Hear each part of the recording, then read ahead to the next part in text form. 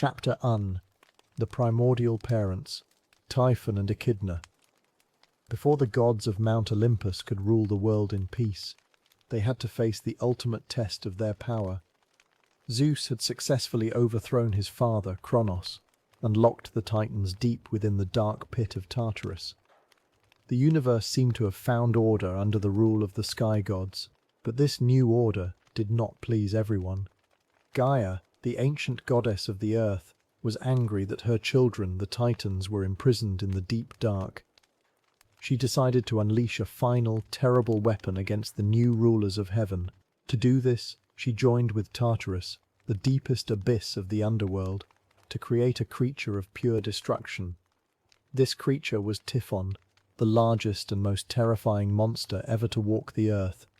The ancient poet Hesiod describes Typhon as a nightmare come to life.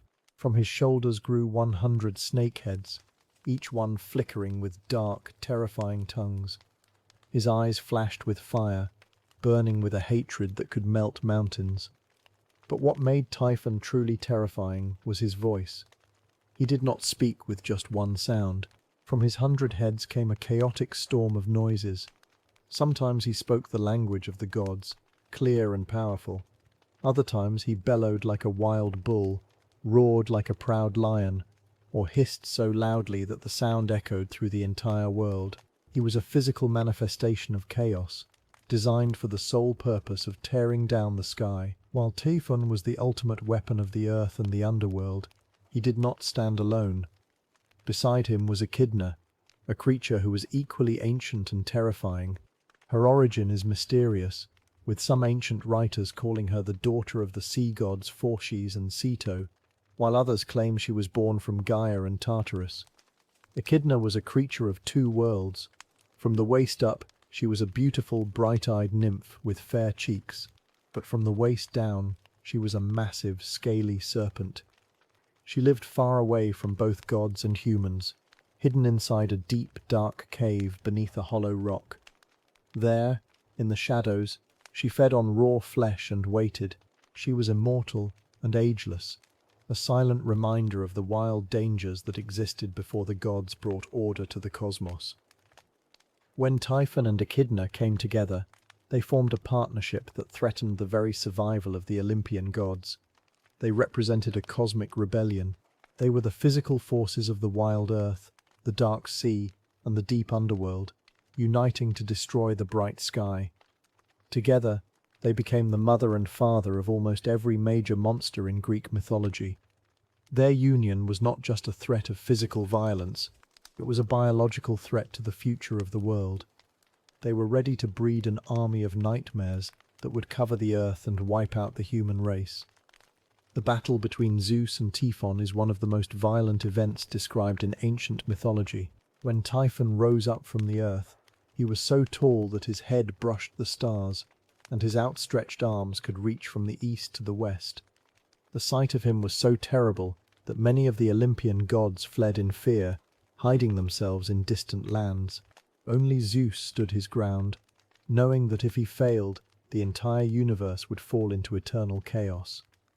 Zeus seized his thunderbolts and leapt from the heights of Mount Olympus, ready to face the giant in a battle that shook the foundations of the cosmos. The clash between the king of the gods and the king of monsters was cataclysmic. The earth groaned beneath their feet, and the sea boiled with heat. Zeus rained down lightning, while Typhon threw massive rocks and breathed columns of fire from his 100 heads. The heat from the battle was so intense that even the deep waters of the ocean felt the burn, and the spirits in the underworld trembled with fear. For a long time, the balance of power hung in the air. In some versions of the story, Typhon even managed to overpower Zeus, cutting the sinews from the god's hands and feet and leaving him helpless. But with the help of other loyal gods, Zeus recovered his strength and struck back with a fury never seen before. With a final, massive effort, Zeus gathered all his lightning and struck Typhon from the sky.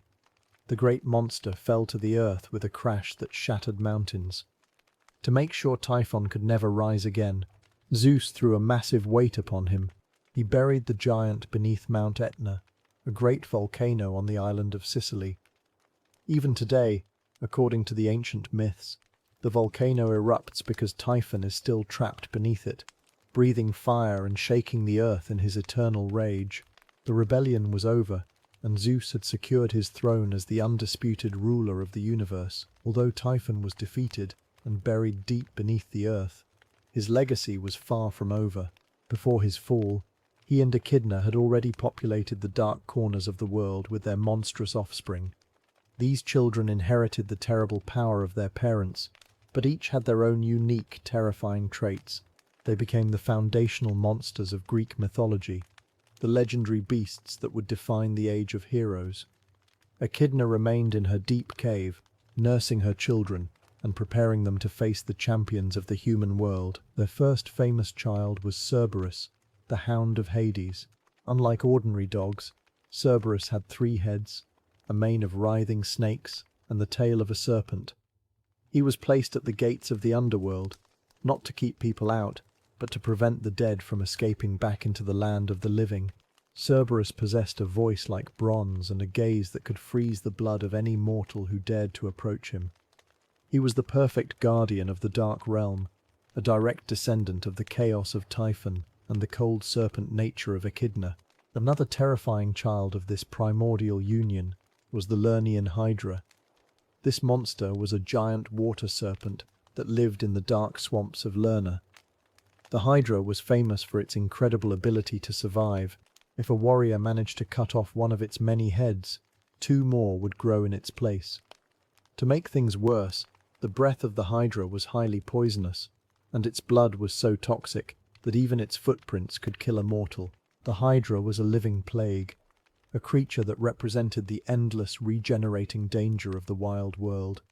The Chimera was perhaps the most bizarre and frightening of their offspring. This beast had the body of a lion, but from its back grew the head of a wild goat, and its tail was a living, venomous snake. The Chimera could breathe wildfire, burning entire villages and fields to ash. It lived in the mountains, terrorizing anyone who dared to pass through its territory.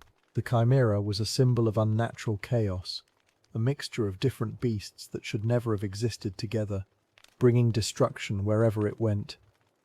Echidna and Typhon also gave birth to the Sphinx, the creature with the body of a lion, the wings of a great bird, and the face of a human woman. The Sphinx was not just a physical threat, she was a monster of the mind. She sat outside the city of Thebes, asking travelers a famous riddle. Those who could not answer were immediately devoured. This showed that the children of the primordial parents were not just mindless beasts. They possessed a dark, cruel intelligence that could challenge human wisdom. Through these monstrous children, Typhon and Echidna shaped the entire history of Greek mythology. Without them, there would be no legends of Heracles, Oedipus, or Bellerophon. The monsters were necessary obstacles that forced humanity to grow, adapt, and find courage. By defeating the children of Typhon, human heroes cleared the wild lands, built safe cities, and established civilization. The monsters represented the untamed forces of nature that humans had to conquer to survive. Ultimately, the story of Typhon and Echidna is a story about the transition from chaos to order. The primordial parents represented the ancient wild world, a world of erupting volcanoes, deep swamps, and unpredictable storms. By defeating Typhon and trapping him beneath the earth, Zeus proved that order and law would rule the cosmos. But by leaving Echidna and her children alive in the dark corners of the world, the myth reminds us that chaos can never be completely destroyed. It simply waits in the shadows, a constant reminder of the ancient power that once challenged the gods themselves. Chapter 2: The Gorgons, Curse of the Stony Gaze. At the very edge of the known world, where the dark realm of night meets the bright borders of the day, there lived 3 sisters. These were the Gorgons, children of the ancient sea gods Phorcys and Ceto. Their parents ruled the dark, hidden depths of the ocean, where the water is cold and no light can reach. From these mysterious depths came monsters of unmatched terror. Yet, among all the beasts born to the ancient sea, the Gorgons were the most feared. They represented a primal dread, a danger so absolute that to simply look upon them meant instant death. Two of these sisters, Steno and Euryale, were born as immortal monsters.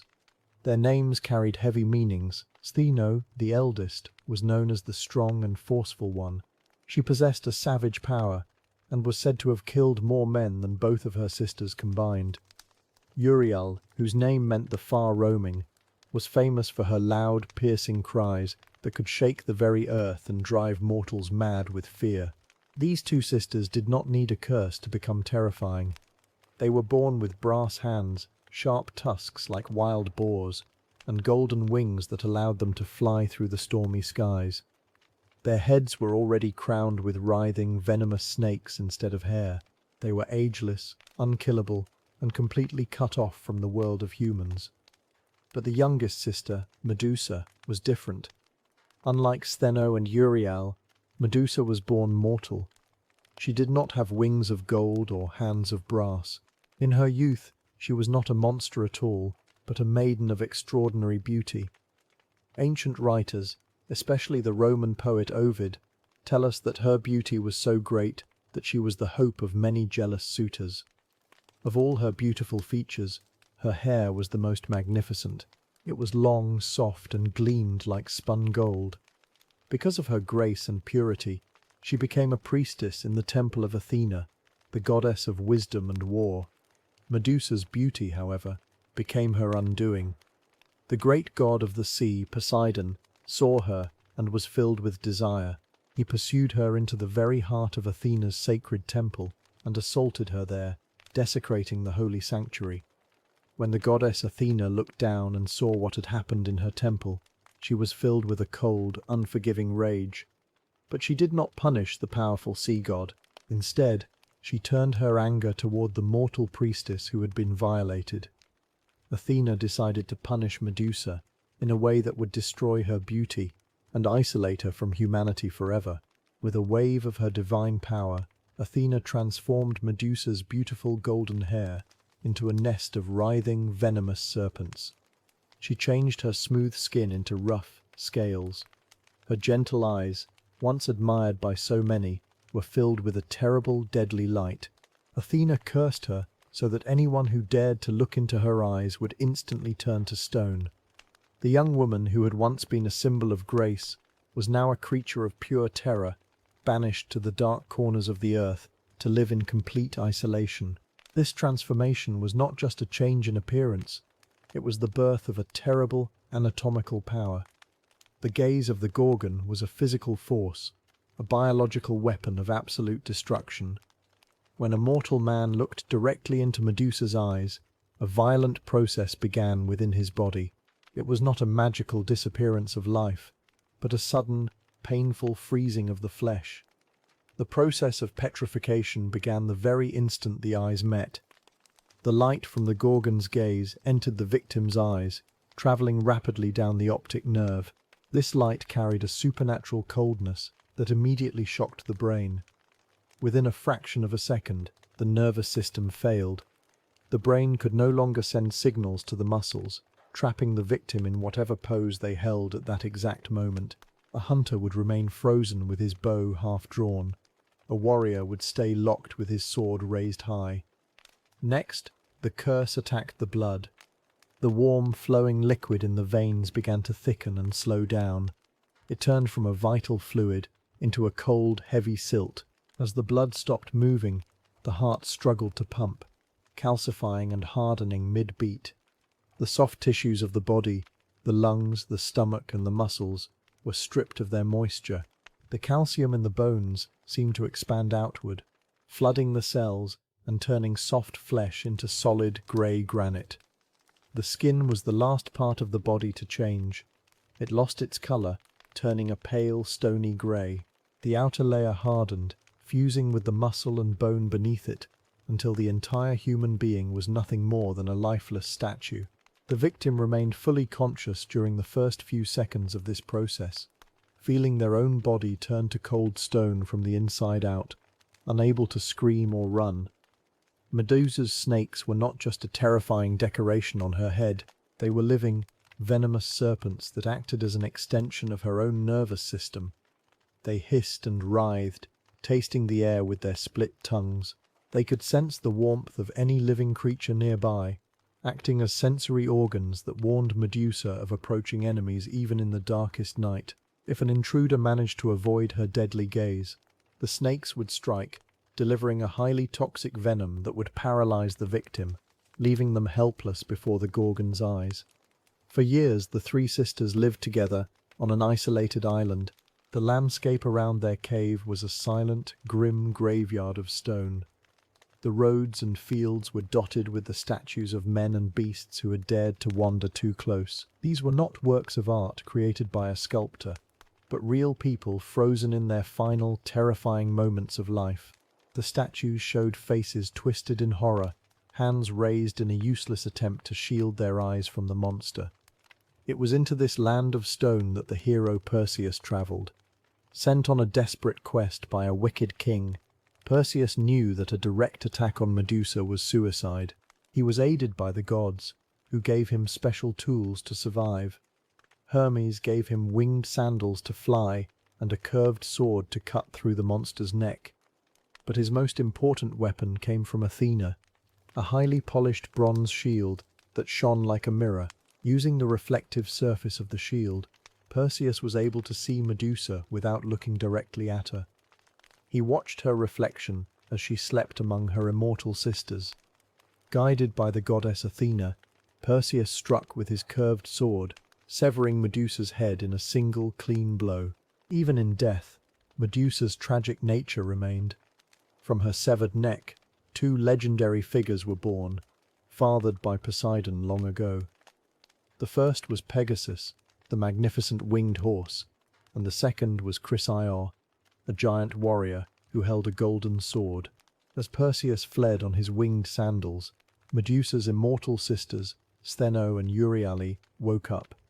They let out loud, mournful cries that echoed across the sea and pursued the hero. But Perseus escaped into the sky, hidden by a magical helmet of invisibility. As Perseus flew over the vast deserts of Libya, drops of dark blood fell from Medusa's severed head onto the hot sand below. Where each drop touched the earth, a venomous snake was born. This, according to the ancient myths, is why the deserts of Africa are filled with deadly serpents to this day. Even detached from her body, Medusa's head retained its terrifying, petrifying power.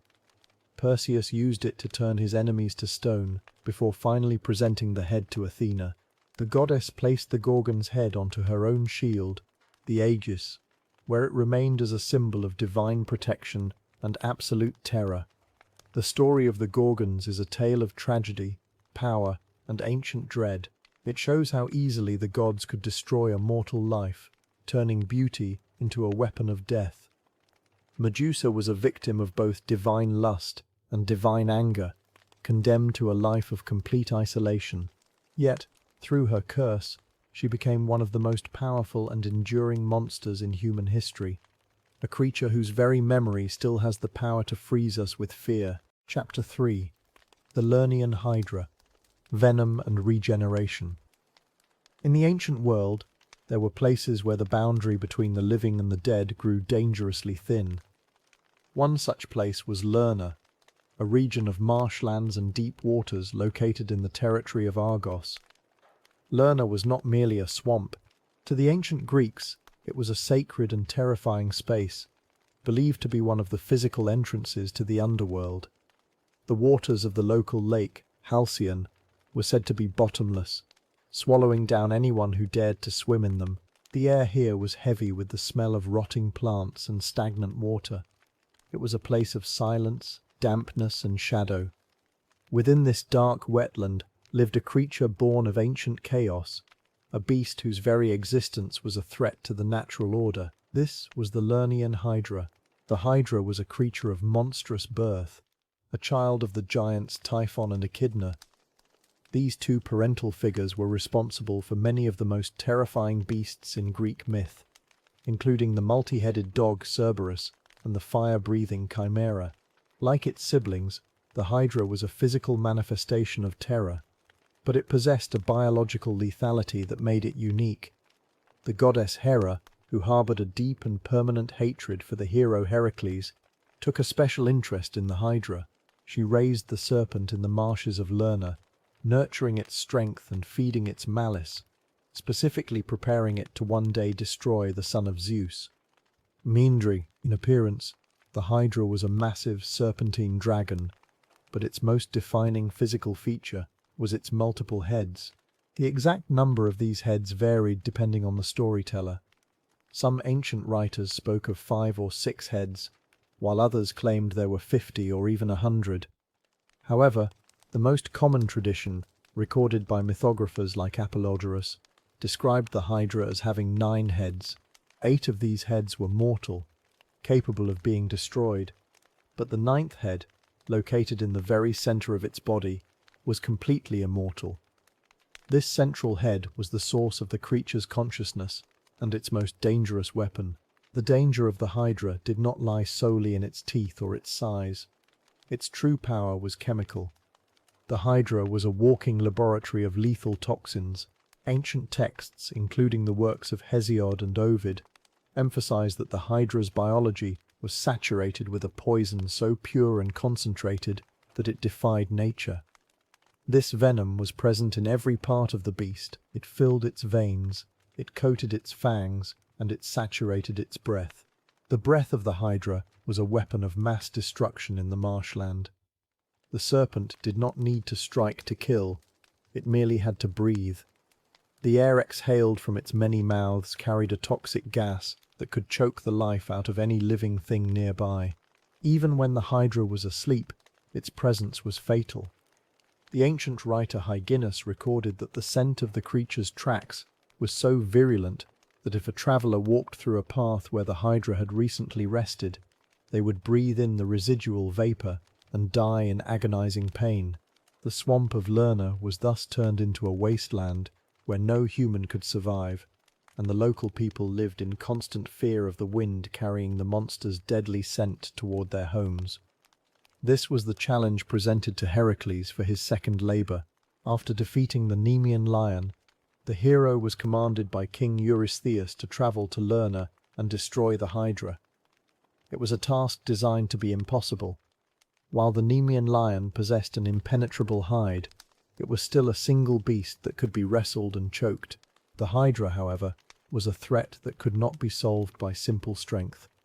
To face it was to enter a toxic cloud where every breath was a gamble, and where physical attacks seemed only to make the monster stronger. Heracles did not travel to Lerna alone. He was accompanied by his young nephew Iolaus, who served as his charioteer and companion.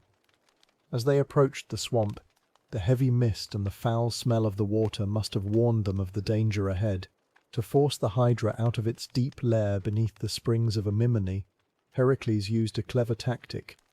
He wrapped arrows in fibres, dipped them in oil, and set them on fire. He then shot these burning arrows deep into the marsh, lighting up the dark waters and filling the reeds with smoke. The heat and light angered the beast, and the massive, multi-headed serpent slowly slid out of its dark cave, its many heads hissing in unison. Gorgons. The battle that followed was one of the most famous tactical struggles in ancient literature. Heracles, wearing the skin of the Nemean lion to protect himself from the Hydra's physical bites, rushed forward to engage the monster. He began to smash the heads of the serpent with his heavy wooden club, and he used his sword to cut them off. But as soon as he severed the first head, he realized the horror of the Hydra's regenerative biology. From the bleeding stump of the neck, 2 new heads immediately sprouted. This regeneration was not just a magical trick, it was a biological defense mechanism. The Hydra's blood flowed with a dark, liquid energy that reacted instantly to trauma. The moment a head was lost, the wound did not close to heal. Instead, the cells multiplied at an unnatural speed, dividing and forming 2 fully functional venomous heads where only one had existed before. The more Heracles fought, the more he was overwhelmed. The serpent grew larger, its hissing grew louder, and the air became increasingly thick with its toxic breath. the hero was trapped in a cycle of useless effort, where every victory only brought him closer to defeat. To make the situation even more desperate, the goddess Hera watched the battle from Olympus. Seeing that Heracles was struggling, she decided to tip the scales in the monster's favor. She sent a giant crab from the swamp to assist the Hydra. This crab crawled up silently through the mud and clamped its powerful claws onto Heracles' foot, biting him and trying to distract him from the main threat. Though Heracles was angered and easily crushed the crab under his heavy heel, the distraction showed just how desperate the battle had become. It was at this moment of crisis that Heracles realized he could not win this fight alone or with simple force. He needed a new strategy, a way to stop the biological regeneration of the monster. He called out to his nephew, Iolaus, who had been watching the battle from the chariot.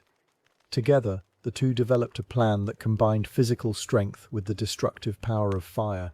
While Heracles continued to cut off the heads of the Hydra, Iolaus stood beside him with a burning torch. The moment a head fell to the ground, before the blood could pool and sprout new heads, Iolaus pressed the red-hot wood against the bleeding neck. This process of cauterization burned the flesh and sealed the blood vessels shut. The heat destroyed the regenerative properties of the Hydra's blood, preventing the two new heads from growing. Well said, this cooperative tactic changed the course of the battle. One by one, Heracles severed the mortal heads, and one by one, Iolaus sealed the wounds with fire. The massive body of the serpent began to weaken as its multiple heads were reduced to blackened stumps. Yet, the final challenge remained. The central head, the immortal one, was still thrashing and spitting its lethal venom. Because this head was immortal, it could not be killed by sword, club, or fire. Even when Heracles managed to chop it off, the head remained alive, its eyes rolling and its jaws snapping, still trying to bite and release its poison. Understanding that he could not destroy this final piece of the monster, Heracles chose to neutralize it. He carried the heavy living head to the side of the road that led from Lerna to Elaeus. There he dug a deep pit, placed the thrashing head inside, and covered it with a massive, heavy boulder.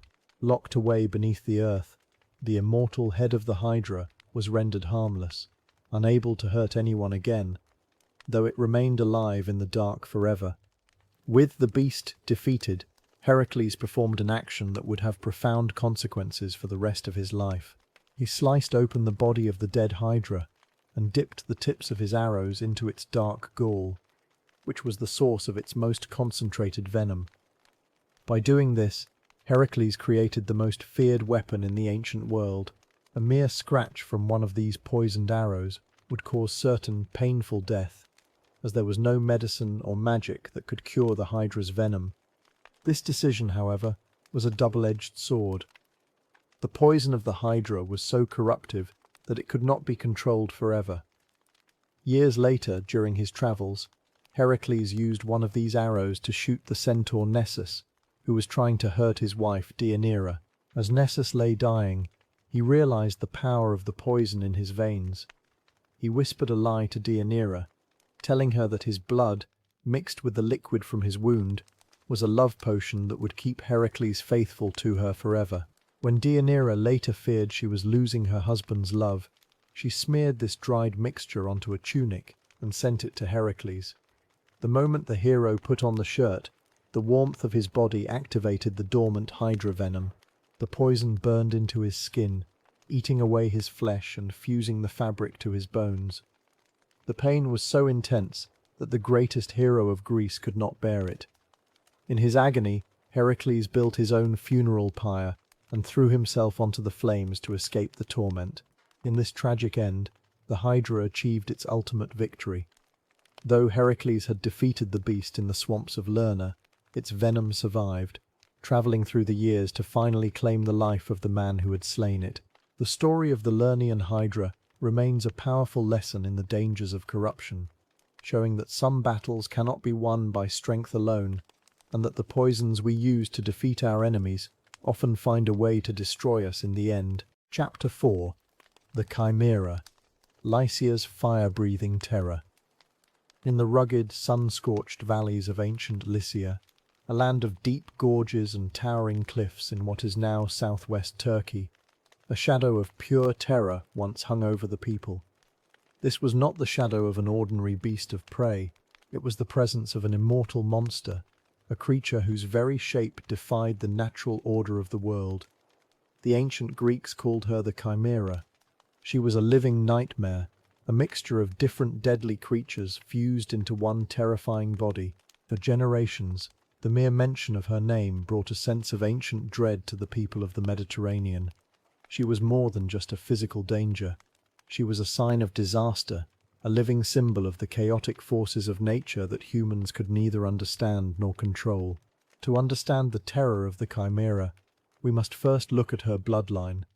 According to the ancient poet Hesiod in his famous work, the Theogony, the Chimera was born from the most monstrous parents in all of Greek mythology.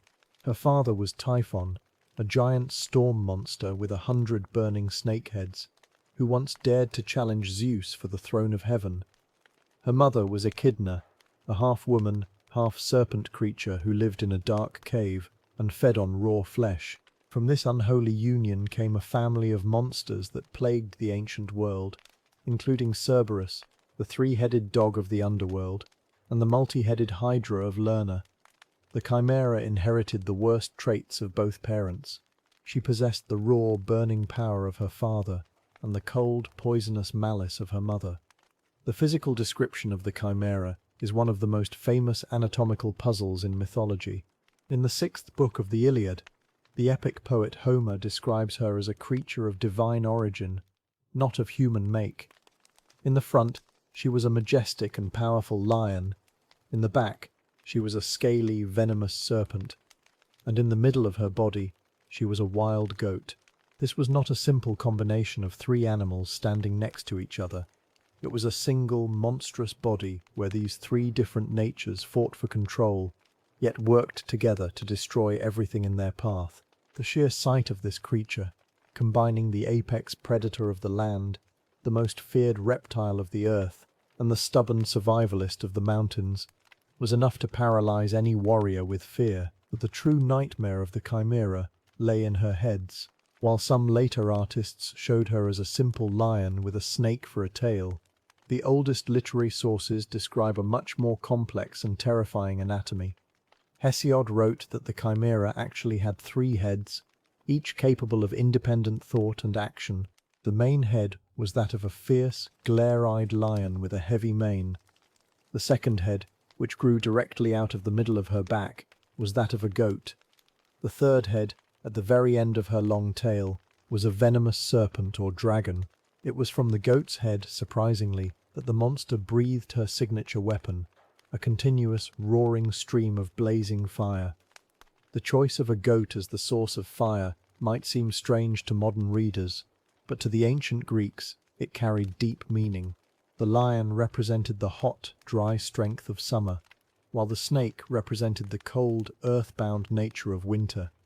The goat, an animal that could climb to the highest, most dangerous peaks and survive in the harshest conditions, represented the transition between these seasons. By placing the fire inside the goat, the myth highlighted the unnatural, chaotic power of the beast. It was a fire that did not belong to the sun or the hearth, but to the wild, unpredictable mountains. The Chimera's breath was so hot that it could melt metal and turn green forests into black ash in a matter of seconds. For many years the Chimera lived in the wild hills of Lycia. The ancient texts tell us that she was raised to maturity by a local ruler named Amisodorus, who kept her as a weapon of terror. But a monster of such chaotic power could never be truly tamed. Soon, the Chimera escaped into the countryside, making her home in the rocky crevices of the mountains. She became a plague to the entire region. She raided farms, slaughtered herds of sheep, and burned down entire villages. The fertile valleys of Lycia became barren wastelands covered in soot and bone. No one could farm the land, and no traveller dared to pass through the mountain passes. The kingdom was slowly choking to death under her fiery reign. The myth of the Chimera was deeply connected to the actual geography of Lycia. In ancient times, and still today, There is a mountain in this region where natural gas escapes through cracks in the rocks, creating permanent glowing flames that burn day and night. The ancients called this place Mount Chimera. To the people of antiquity, these eternal fires were physical proof of the monster's existence. They believed that even if the beast was dead, her fiery breath still lingered deep within the earth, escaping through the stone to remind mortals of her power. This connection to real volcanic activity made the Chimera a very real and present danger in the minds of the local people, grounding the myth in the physical landscape. Beyond the physical fire, the Chimera was a powerful symbol of disaster. In the ancient world, her sudden appearance was believed to be a warning of impending natural catastrophes, such as violent storms, sudden volcanic eruptions, or terrible shipwrecks. She represented the concept of the impossible and the unnatural, because she was made of parts that should never exist together. She symbolized everything that was chaotic, unstable, and dangerous to human civilization. She was the ultimate representation of the untamable wilderness, a force that could not be reasoned with, bribed, or avoided. The salvation of Lycia came in the form of a young hero named Bellerophon. Bellerophon was a prince from the city of Corinth, but he had been forced into exile after accidentally killing a man.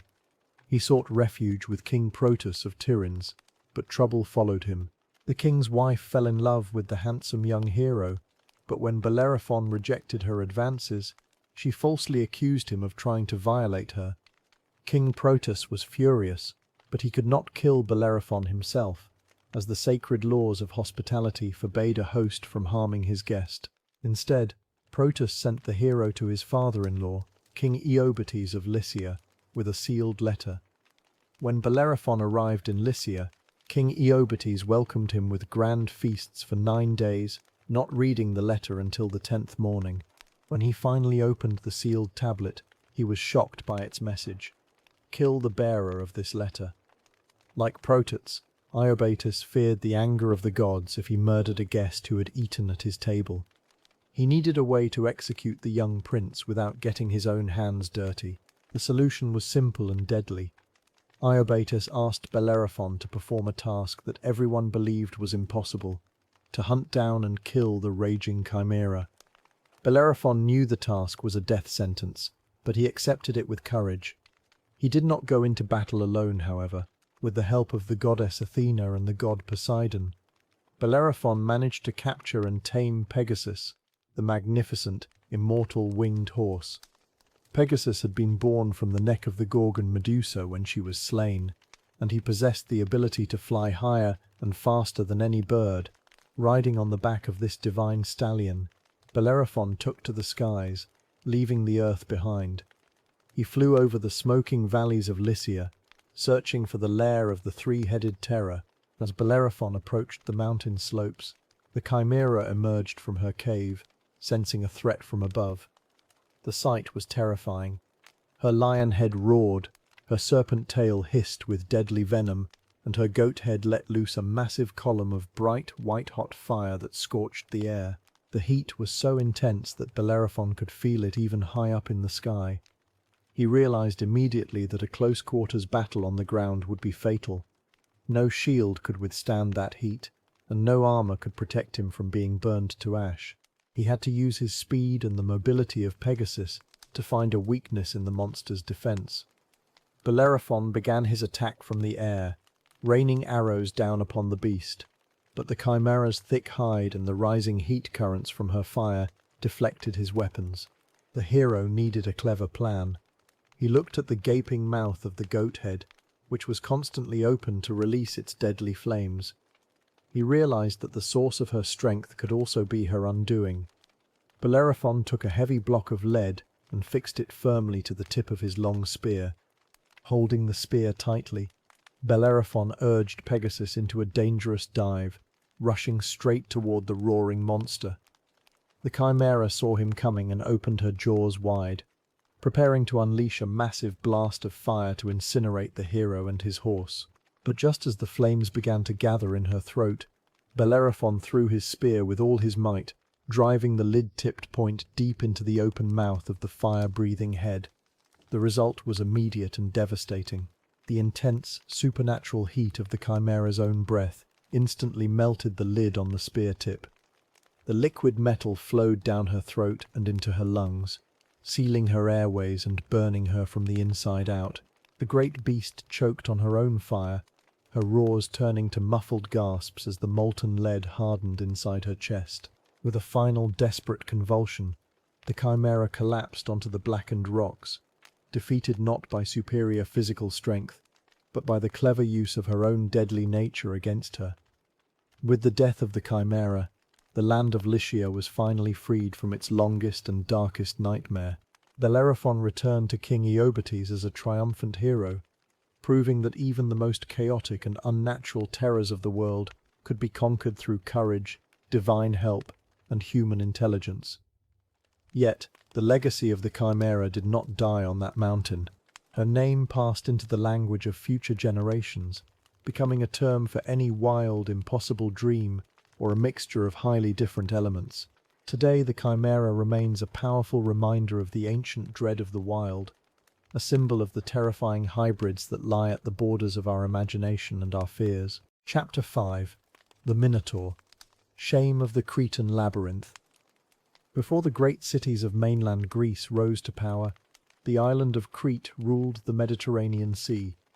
It was a golden age of ships, trade, and bronze. At the center of this wealthy empire sat King Minos. He was a ruler of great ambition, but his pride would bring a dark curse upon his house. To prove he had the favor of the gods, Minos prayed to Poseidon, the lord of the sea, to send him a sign. He promised that whatever emerged from the waves would be sacrificed back to the god. Poseidon heard the king's prayer. From the deep blue water, a magnificent white bull emerged. It was a beast of unmatched beauty and power, with horns like polished stone and a coat as white as snow.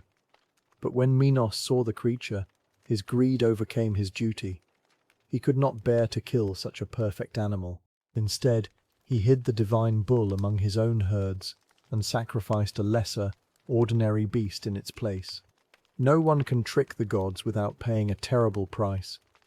Poseidon saw the king's betrayal and chose a punishment that would strike at the very heart of the royal family. He did not strike Minos with lightning or destroy his cities with earthquakes. Instead, the sea god placed a curse of unnatural lust upon the queen Pasiphae. She was the daughter of Helios, the sun god, and a woman of sharp mind and ancient magic. Yet she could not resist the divine madness that now filled her soul. She fell deeply, hopelessly in love with the white bull. Tormented by this passion, Pasiphae sought help from the most clever man in Crete, the master craftsman Daedalus. Daedalus was an exile from Athens, a genius who could build anything the mind could imagine. Though he knew the horror of the request, he agreed to help the desperate queen. Daedalus fashioned a hollow wooden cow, covering it with real hides to make it look completely natural. Queen Pasiphae climbed inside this wooden shell. The white bull was fooled by the creation, and from this strange, unnatural union, a new creature was conceived. Nina! When the child was born, the palace of Knossos fell into silent horror. The baby was not human, nor was he entirely a beast. He had the body of a strong, healthy boy, but his shoulders supported the heavy, wild head of a bull. He was named Asterion, meaning the starry one, but the world would soon know him by a different name, the Minotaur, which simply means the bull of Minos. As the child grew, his human side faded, and his beastly nature took control. He was incredibly strong, wild, and impossible to tame. He refused to eat normal food, and soon his hunger turned to a dark craving for human flesh. King Minos was trapped in a nightmare. He could not kill the creature without angering the gods even more, but he could not allow the monster to roam free. The Minotaur was the living proof of his wife's shame and his own broken promise. Once again, Minos turned to Daedalus. The king ordered the inventor to build a prison so secure, so confusing, that no living being could ever escape from it. It had to be a place where the Minotaur could be kept forever, hidden from the eyes of the world. Daedalus went to work, designing a structure that defied human logic. This was the Labyrinth. It was a massive network of dark stone passages, twisting tunnels, and dead ends. The ancient poet Ovid compared the design of the labyrinth to the Meander River in Asia Minor. That river flows forward, then turns back on itself, flowing toward its source before turning again. In the same way, the pathways of the labyrinth were built to deceive the human eye and confuse the mind. The passages crossed each other in endless patterns. Some halls led to wide chambers, while others narrowed until the air became tight and heavy. Every turn looked exactly like the last, and the deeper one went, the more the sense of direction vanished. It is said that even Daedalus, the man who drew the plans, nearly got lost while trying to find his way out after finishing the construction. The Minotaur was taken into the very center of this stone web, left to wander in the absolute darkness. While Crete struggled with its hidden monster, tragedy struck across the sea in Athens. Androgeus, the athletic son of King Minos, had traveled to the mainland to compete in the games. He was incredibly strong and won every competition, which filled the Athenians with jealousy. Under mysterious circumstances, the young prince was killed. Some accounts say he was sent to fight a dangerous wild bull, while others claim he was ambushed by envious rivals. When King Minos heard of his son's death, his grief turned to blind rage. He gathered his massive navy, the strongest fleet in the world, and sailed to Athens. The Cretan soldiers surrounded the city, cutting off its food and water. Faced with starvation and disease, the Athenians had no choice but to surrender. Minos did not demand gold or land. He demanded a payment that would break the spirit of Athens. Every 9 years, the city was forced to send a tribute of 14 of its finest youths, 7 young men and 7 young women. They had to be pure, healthy, and unarmed. They were loaded onto a ship with black sails and carried across the sea to Crete. For the families of Athens, the day of the tribute was a time of absolute despair.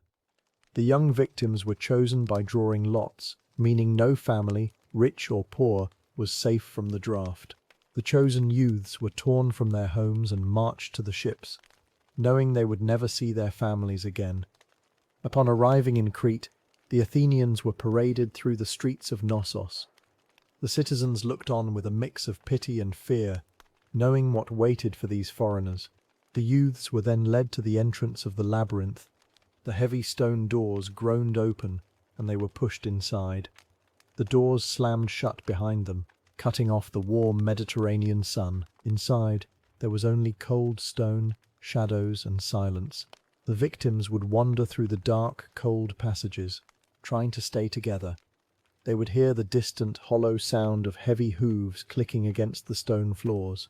The sound would echo off the walls, making it impossible to tell if the danger was coming from the left, the right, or from behind. They would wander for hours, or even days, growing weak from hunger and thirst. And then they would hear a deep, rumbling growl, or the heavy breathing of a massive beast. Out of the darkness, the Minotaur would appear. He was a towering figure of muscle and rage, his bull head shaking with wild energy. Without weapons, the young Athenians had no way to defend themselves. One by one, they were hunted down and devoured in the pitch blackness of the maze. For years, the Minotaur remained the dark secret of Crete, a monster fed on the blood of innocent children to cover the sins of a king.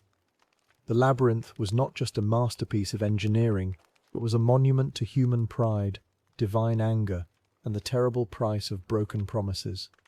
The half-bull beast, born of a curse, lived as a prisoner of his own nature, waiting in the dark for the next ship to arrive from Athens. Chapter 6. The Sphinx. Intellect as a Weapon. On the high, wind-swept cliffs of Mount Phekion, overlooking the ancient city of Thebes, there sat a creature unlike any other in the ancient world. Below her lay the busy trade routes, the fertile plains, and the heavy stone gates of a city under siege. Yet this siege was not carried out by an army of soldiers with bronze shields and iron spears. It was maintained by a single, solitary figure who ruled through the absolute dominance of fear and the mind. To the people of Thebes, she was the winged terror, a silent sentinel of doom. To the history of myth, she is known simply as the Sphinx. While many monsters of Greek lore destroyed their victims with raw physical force, the Sphinx operated on a different plane of terror. She was not a beast of mindless rage. She was a creature of cold, calculating intellect, using the power of the mind as her primary weapon. Her physical form was a terrifying tapestry of different creatures, designed to inspire awe and dread in all who looked upon her. She possessed the powerful, muscular body of a golden lion, capable of crushing bones with a single pounce.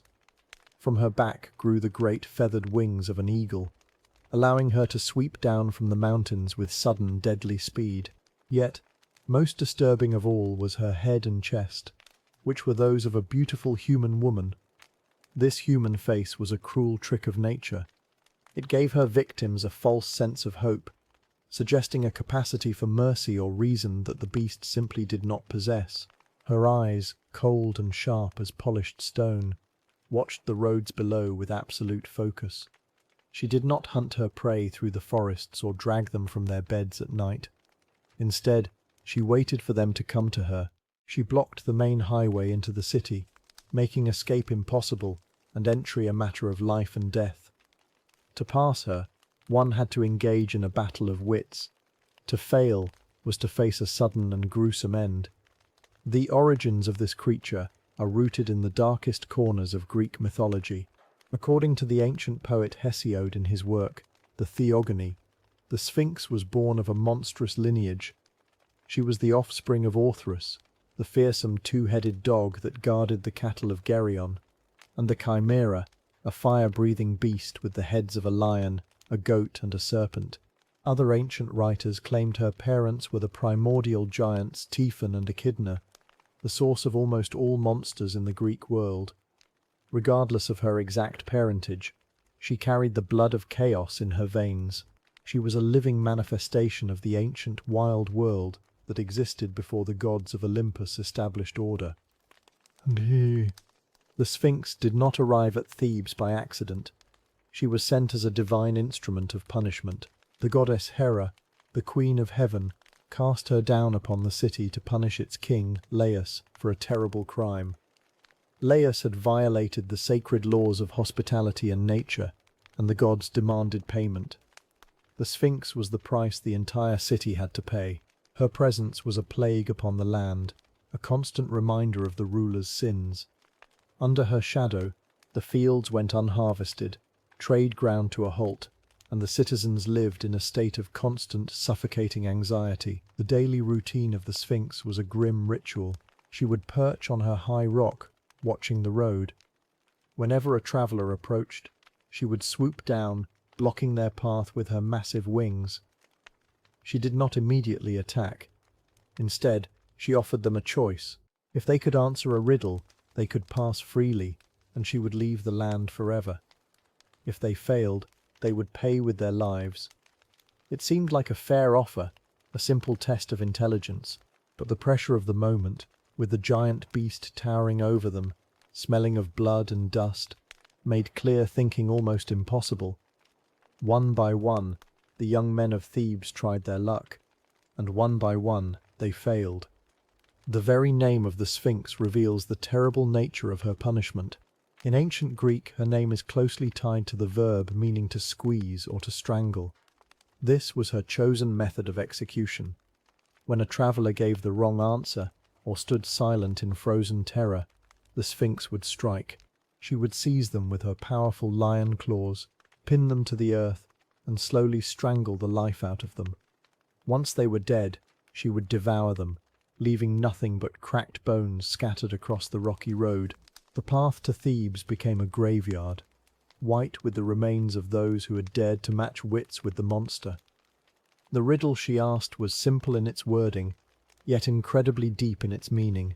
She would look down at the trembling traveller and ask, "What is it that has one voice, and yet becomes 4-footed and 2-footed and 3-footed?" To the desperate mind of a traveller facing death, the question seemed absurd and impossible. How could a single creature change the number of its legs so drastically while remaining the same being? They looked for answers among the beasts of the forest or the monsters of the deep, but none of them fit the description. Some ancient accounts suggest that the Sphinx possessed a second, equally challenging riddle for those who might somehow survive the first. She would ask, "There are two sisters. One gives birth to the other, and she, in turn, gives birth to the first. Who are they?" This riddle, like the first, relied on a deep understanding of the natural order and the passage of time. The answer to this second puzzle lay in the very language of the Greeks, where the words for day and night were both feminine nouns. Day gives birth to night, and night, as it fades, gives birth to the day. It was a beautiful, poetic description of the endless cycle of the cosmos. But to the victims of the Sphinx, it was a death sentence. The tragedy of Thebes deepened as the king's own son, and later the regent Creon's own family members, fell victim to the monster. The city was slowly suffocating, cut off from the rest of Greece. Desperate to save his people, Creon made a public declaration. He promised that anyone who could solve the riddle and rid the city of the Sphinx would receive the crown of Thebes and the hand of the widowed Queen Jocasta in marriage. It was a prize of unimaginable wealth and power, but it was also a trap of fate. It was during this time of utter despair that a stranger arrived at the gates of Thebes. His name was Oedipus, a young man fleeing his own dark destiny. He did not know that he was actually the son of the late King Laius, nor did he know of the prophecy that claimed he would one day kill his father and marry his mother. He walked the dusty road toward the city, seeking a new life, when the shadow of the Sphinx fell over him. The meeting between Oedipus and the Sphinx was a clash of two powerful minds. The monster looked down at the young traveller, expecting another easy victim to strangle and devour. She posed her famous riddle about the creature that walks on 4 legs, then 2, and finally 3. Oedipus did not panic. He stood his ground, looked into the cold eyes of the beast, and calmly answered, "It is man." Oedipus explained his answer with perfect clarity. A human being crawls on all 4s as an infant, using both hands and feet to move across the earth. This is the morning of life. As an adult, in the noon of life, man walks upright on 2 legs. Finally, in the evening of life, as old age sets in and strength fades, man must rely on a walking staff, which acts as a 3rd leg to support his weight. The riddle was not about a strange mythical beast. It was a mirror held up to humanity itself. It was a question about the very nature of human existence, vulnerability, and aging. Upon hearing the correct answer, the Sphinx was shattered. Her power lay entirely in her secrets, in the unsolvable nature of her mind. With her riddle solved, her purpose was destroyed, and her reign of terror was at an end. In a fit of despair, anger, and shock, she threw herself from her high rocky perch, falling to her death on the stones below. Some versions of the myth suggest that Oedipus killed her himself, but the image of the beast destroying herself in the face of truth remains the most powerful and lasting version of the tale. Thebes was saved, and Oedipus was celebrated as a hero, a savior who had defeated the monster not with a sword, but with his mind. Yet, the story of the Sphinx carries a bitter, tragic irony. By solving the riddle, Oedipus won the crown of Thebes and married Queen Jocasta, unaware that she was his biological mother. The very intellect that saved him from the Sphinx ultimately led him directly into the trap of his own tragic destiny. The monster was gone, but the curse of the gods remained, proving that even the sharpest human mind cannot outrun the will of fate. The Sphinx remains one of the most compelling figures in all of Greek mythology. She represents the danger of the unknown, the lethal power of the intellect, and the fragility of human life. Unlike the monsters that represent physical nature, like the wild seas or the erupting volcano, the Sphinx represents the dangers of the mind. She challenges us to look inward, to understand our own nature, and reminds us that sometimes the most dangerous weapon of all is a question we are not prepared to answer. Chapter 7. The Sirens, the Melodies of Death.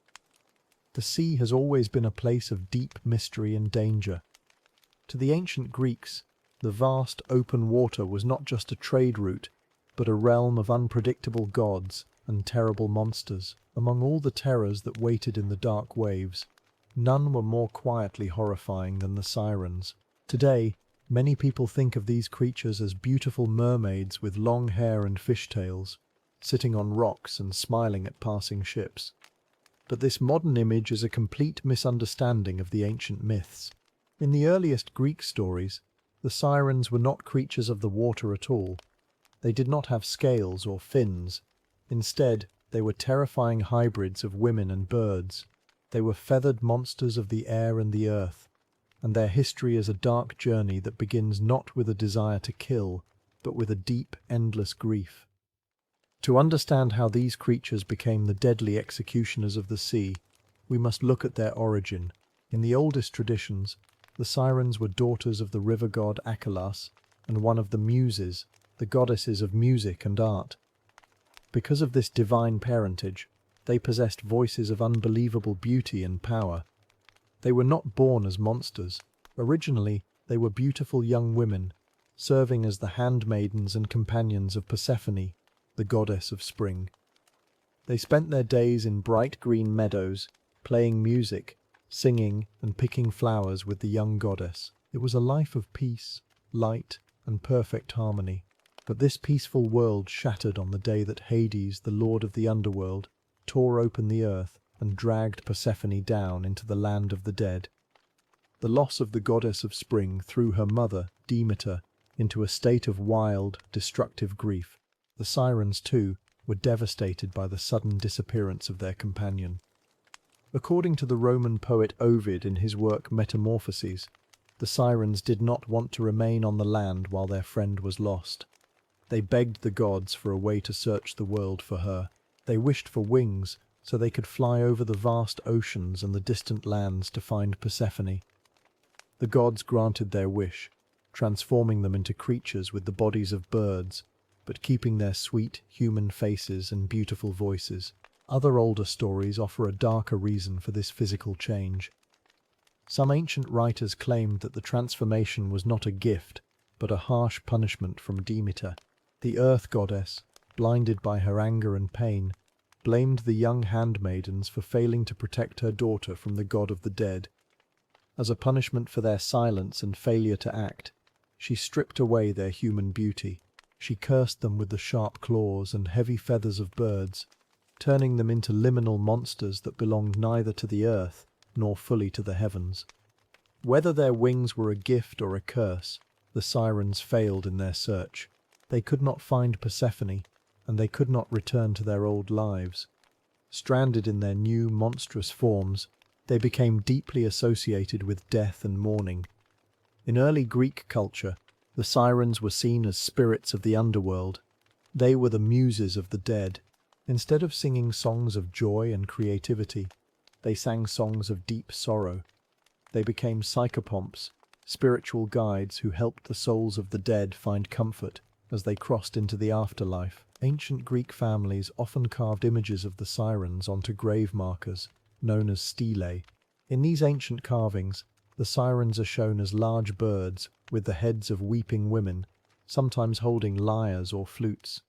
They are depicted hovering over the bodies of the deceased, singing a final gentle song to ease the pain of passing away. In this early stage of their myth, they were not evil. They were comforting figures of tragedy, representing the connection between our world and the mysterious beyond.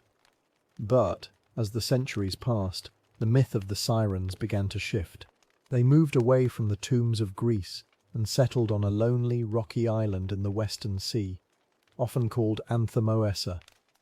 This island was surrounded by sharp, hidden reefs and violent currents. It was here, far from the gods and the underworld, that the Sirens evolved from mourning spirits into active, cold-blooded executioners of the sea. Their beautiful voices, which once sang songs of comfort for the dead, became a deadly weapon of temptation. The Sirens did not hunt their prey with claws and teeth, although they possessed the sharp talons of birds of prey. Instead, they sat on the high cliffs of their island, surrounded by the rotting bones and dried skin of the sailors they had already destroyed. From these cliffs, they watched the horizon, waiting for ships to approach. When a vessel came near, they began to sing. This song was not just a beautiful melody, it possessed a powerful, magical force that bound the minds of anyone who heard it. The name siren itself may come from an ancient Greek word meaning to tie or bind. This is exactly what their music did. The moment the sound reached a sailor's ears, his mind was no longer his own. He lost all memory of his home, his family, and his duty. The only thing that existed for him was the sound of those voices. Sailors would turn their ships directly into the sharp rocks, destroying their vessels in a desperate attempt to get closer to the source of the music.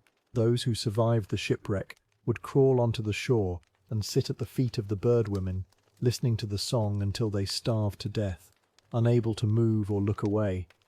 The most famous encounter with these maritime killers is recorded in Homer's epic poem, the Odyssey. As the clever hero Odysseus prepares to sail past the island of the Sirens, the sorceress Cerberus warns him of the terrible danger. She tells him that no man can hear their song and survive. To protect his crew, Odysseus commands them to block their ears with soft beeswax, sealing out all sound. But Odysseus, driven by an intense desire for knowledge and experience, wants to hear the legendary music himself. He orders his men to tie him tightly to the heavy wooden mast of the ship. He commands them that no matter how much he begs, screams, or threatens, they must not untie him. Instead, they must bind him even tighter. As the ship approaches the flowery island, the Sirens see the vessel and begin their song. In the Odyssey, Homer reveals the true nature of their temptation. The Sirens do not sing of romance or physical pleasure. Instead, they offer something far more dangerous to a Greek hero: perfect knowledge. They sing to Odysseus by his name, telling him that they know of all the suffering he endured during the Trojan War. They claim to know everything that happens on the fertile earth. They promise that any man who listens to them will leave their island wiser and with a joyful heart. The temptation is overwhelming. Odysseus, hearing his own triumphs and pains sung with such divine beauty, loses his mind. He screams at his crew, demanding to be set free. He strains against the heavy ropes until they cut into his flesh. But his men, unable to hear the song, obey his earlier orders. Two of his loyal companions rise and bind him with even more ropes, pulling them tight against the mast. The ship sails past the island, and the deadly voices slowly fade into the distance. Only when the sound has completely vanished does the crew remove the wax from their ears and release their exhausted captain. Another great legendary encounter occurs in the Argonautica, the story of Jason and his heroic companions, the Argonauts.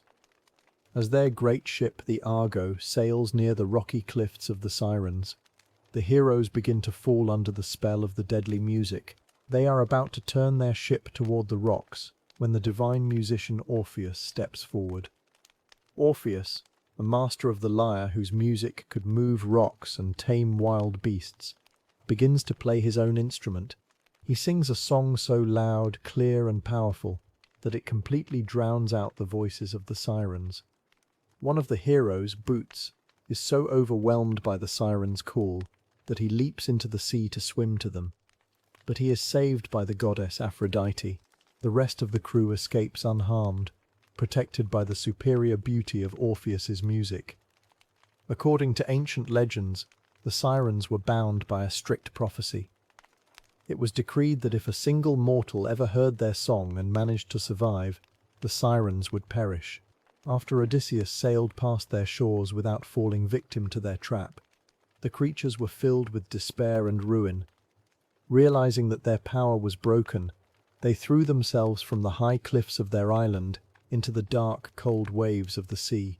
Their physical forms drowned, and their bodies were transformed into rocks and reefs, remaining forever as a physical hazard to the sailors who crossed those waters.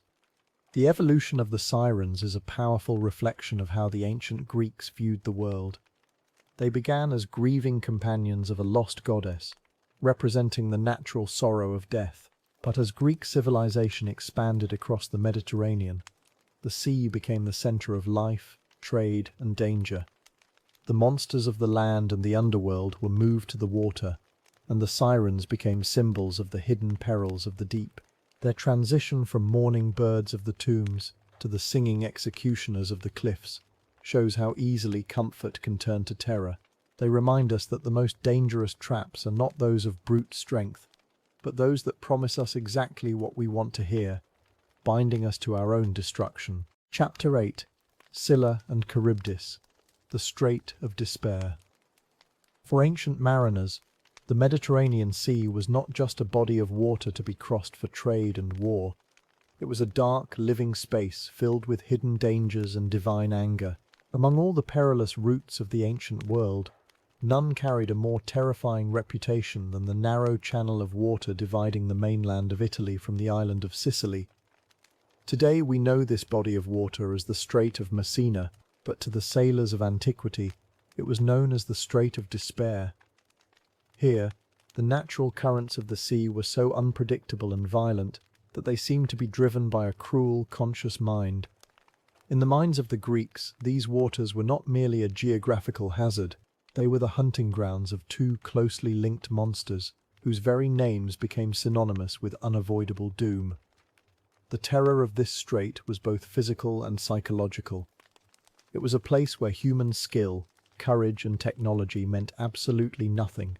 When a ship entered this narrow passage, the crew knew they were stepping into a trap with no safe exit.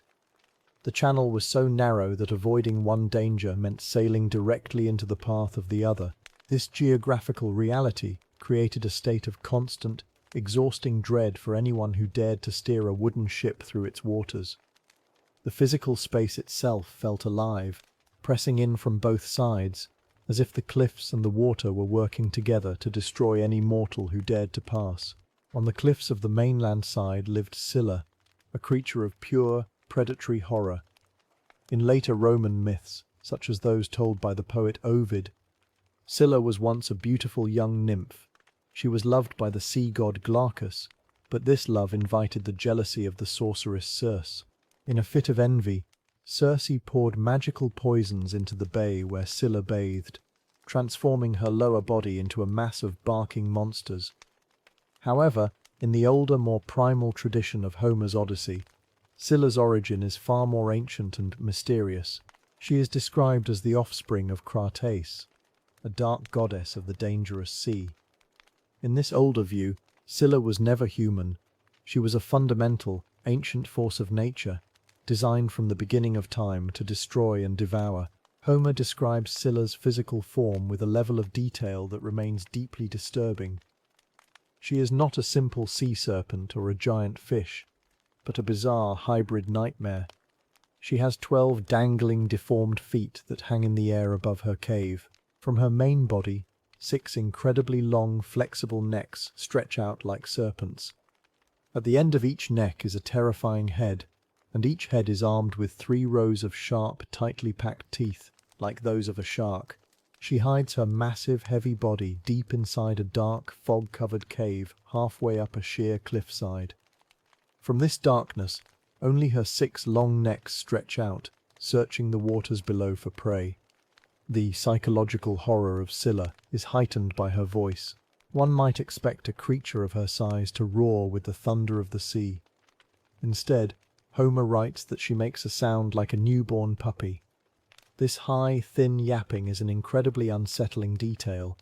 It is a sound of innocence and weakness used to mask a creature of ultimate violence. This contrast between her weak, high-pitched voice and her massive, bone-crushing physical power would fill any approaching sailor with a deep, unnatural coldness. Her voice was a warning that the laws of nature did not apply in her presence.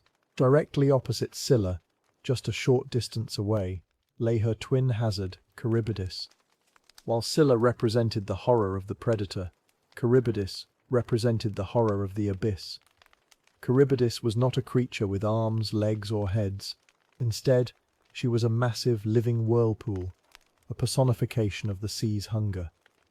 She lived beneath a low cliff, marked only by a single large wild fig tree that grew near the water's edge. 3 times every day, Charybdis would open her massive, invisible mouth and swallow the black seawater down into her belly. When she did this, she created a massive spinning vortex that pulled everything down into the dark depths of the ocean floor. The description of Charybdis in action is a masterpiece of ancient terror. When she swallowed the water, the sea would spin so violently that the dark sand and mud of the ocean floor would be exposed, showing the black depths below. Then, 3 times a day, she would spit the water back out. When she belched the water forth, it did not merely flow back into the sea, it seethed and bubbled like a massive cauldron over a great fire. The spray from her violent eruptions would fly high into the air, soaking the very tops of the cliffs on either side of the strait. To be caught in her grasp meant absolute destruction. No ship, no matter how large or strong, could survive being pulled into her spinning center. Even Poseidon, the great god of the sea, could not save a ship once Charybdis began to drink. This created an impossible tactical nightmare for any captain trying to navigate the strait. The distance between the two monsters was so small that a bowman standing on one side could shoot an arrow to the other. There was no safe middle path. If a captain tried to sail too far to the left to avoid the teeth of Scylla, the ship would be caught in the outer rings of Charybdis and dragged down to the bottom of the sea. If the captain steered to the right to avoid the swirling waters of the whirlpool, they would bring their vessel directly under the shadow of Scylla's cliff, where her 6 long necks were waiting to strike. This is the origin of the ancient phrase, "between Scylla and Charybdis," which we still use today to describe a situation where we must choose between 2 equally terrible options. In the Odyssey, the goddess Circe gives Odysseus a piece of advice that is cold, practical, and deeply horrifying. She tells him that he must not try to fight Scylla, he must not put on his armor or take up his weapons, because Scylla is not a mortal enemy that can be killed. She is an immortal plague. Circe tells Odysseus that he must sail close to Scylla's rock and accept the loss of 6 of his best men. It is far better, she explains, to lose 6 crew members to Scylla's 6 heads than to lose the entire ship and everyone on board to the hunger of Charybdis. This advice reveals the true psychological horror of the strait. It forced a leader to make a conscious, calculated decision to sacrifice his own men. For a Greek hero like Odysseus, whose entire identity was built on courage, physical strength, and winning battles, this was a terrible defeat. He had to accept his own helplessness. He had to stand on the deck of his ship and watch his men die, knowing that if he tried to save them, he would only cause the death of everyone else. The actual passage through the strait, as described in the Odyssey, is a scene of pure terror. As the Greek ship enters the narrow channel, the crew is completely focused on Charybdis. They can hear the terrible sound of the water boiling, and they watch in horror as the whirlpool spins, revealing the black sand at the bottom of the sea. The sheer noise and visual violence of the whirlpool paralyze the sailors with fear. They stare at the swirling abyss, terrified of being swallowed alive. It is at this moment of distraction that Scylla strikes. With a speed that defies her massive size, her 6 long, snake-like necks drop down from her cave high above. She does not attack the ship itself. She has no interest in wood or sails. She only wants flesh. In an instant, her 6 heads descend onto the deck and snatch 6 of the strongest, bravest sailors. The transition from life to death is sudden and violent. Odysseus describes looking up to see his men being carried high into the air toward the dark cave. They are dangling from Scylla's teeth like fish caught on a hook. As they are carried away, they call out Odysseus's name for the very last time, stretching their hands down to him in a desperate, useless plea for help. Inside her cave, Scylla devours them alive while they scream. Odysseus confesses that of all the terrible things he saw during his 10 years of wandering the seas, this was the most pitiful sight of all. The horror lay not just in the physical pain of his men, but in his own complete inability to help them. The terror of the strait did not end with the passage of Odysseus's ship. Later in the story, after his crew has perished for offending the sun god Helios, Odysseus finds himself alone on a fragile raft, drifting back toward the strait. This time, there is no crew to sacrifice. His raft is sucked directly into the maw of Charybdis. In a final, desperate act of survival, Odysseus leaps from his raft and grabs hold of the branches of the wild fig tree growing from the cliff. He hangs there, suspended over the boiling, spinning abyss, with nothing but his physical grip keeping him from death. He must hang there for hours, his muscles aching, waiting for Charybdis to spit his raft back out. This image of a lone man clinging to a tree over a living, swallowing void of water is one of the most powerful symbols of human vulnerability in all of world literature. It shows humanity stripped of all pride, power, and weapon, completely at the mercy of the ancient, uncaring forces of the world. Scylla and Charybdis are more than just monsters from an ancient story. They represent the physical realities of the sea, transformed by the human imagination into nightmares of flesh and water. They remind us of a time when the world was vast, dangerous, and poorly understood. Even today, the Strait of Messina remains a challenging body of water for modern ships, but the monsters have faded into myth. Yet, the psychological truth of their story remains. The Strait of Despair is a monument to those moments in life when we are forced to choose between two terrible paths, and when survival requires us to accept that we cannot save everyone. Chapter 9. Cerberus, Sentinel of the Underworld. Deep below the surface of the earth, far beyond the warmth of the sun and the reach of the living, lies the silent realm of the dead. For the ancient Greeks, this was not a place of transition or a temporary rest, but a final destination. Once a soul crossed the dark waters of the river Styx, there was no turning back. The boundary between the world of the living and the kingdom of the dead was absolute, frozen in place by the laws of the universe. To ensure this boundary was never breached, the ruler of the underworld, Hades, did not rely on stone walls or heavy iron gates alone. Instead, he placed a living nightmare at the threshold. This was Cerberus, the dreadhound of the underworld, a beast whose very presence guaranteed that the dead remained dead and the living stayed among the living.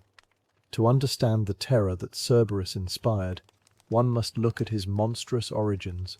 In the ancient texts, particularly the works of the poet Hesiod, the lineage of the beast is detailed with a sense of ancient dread.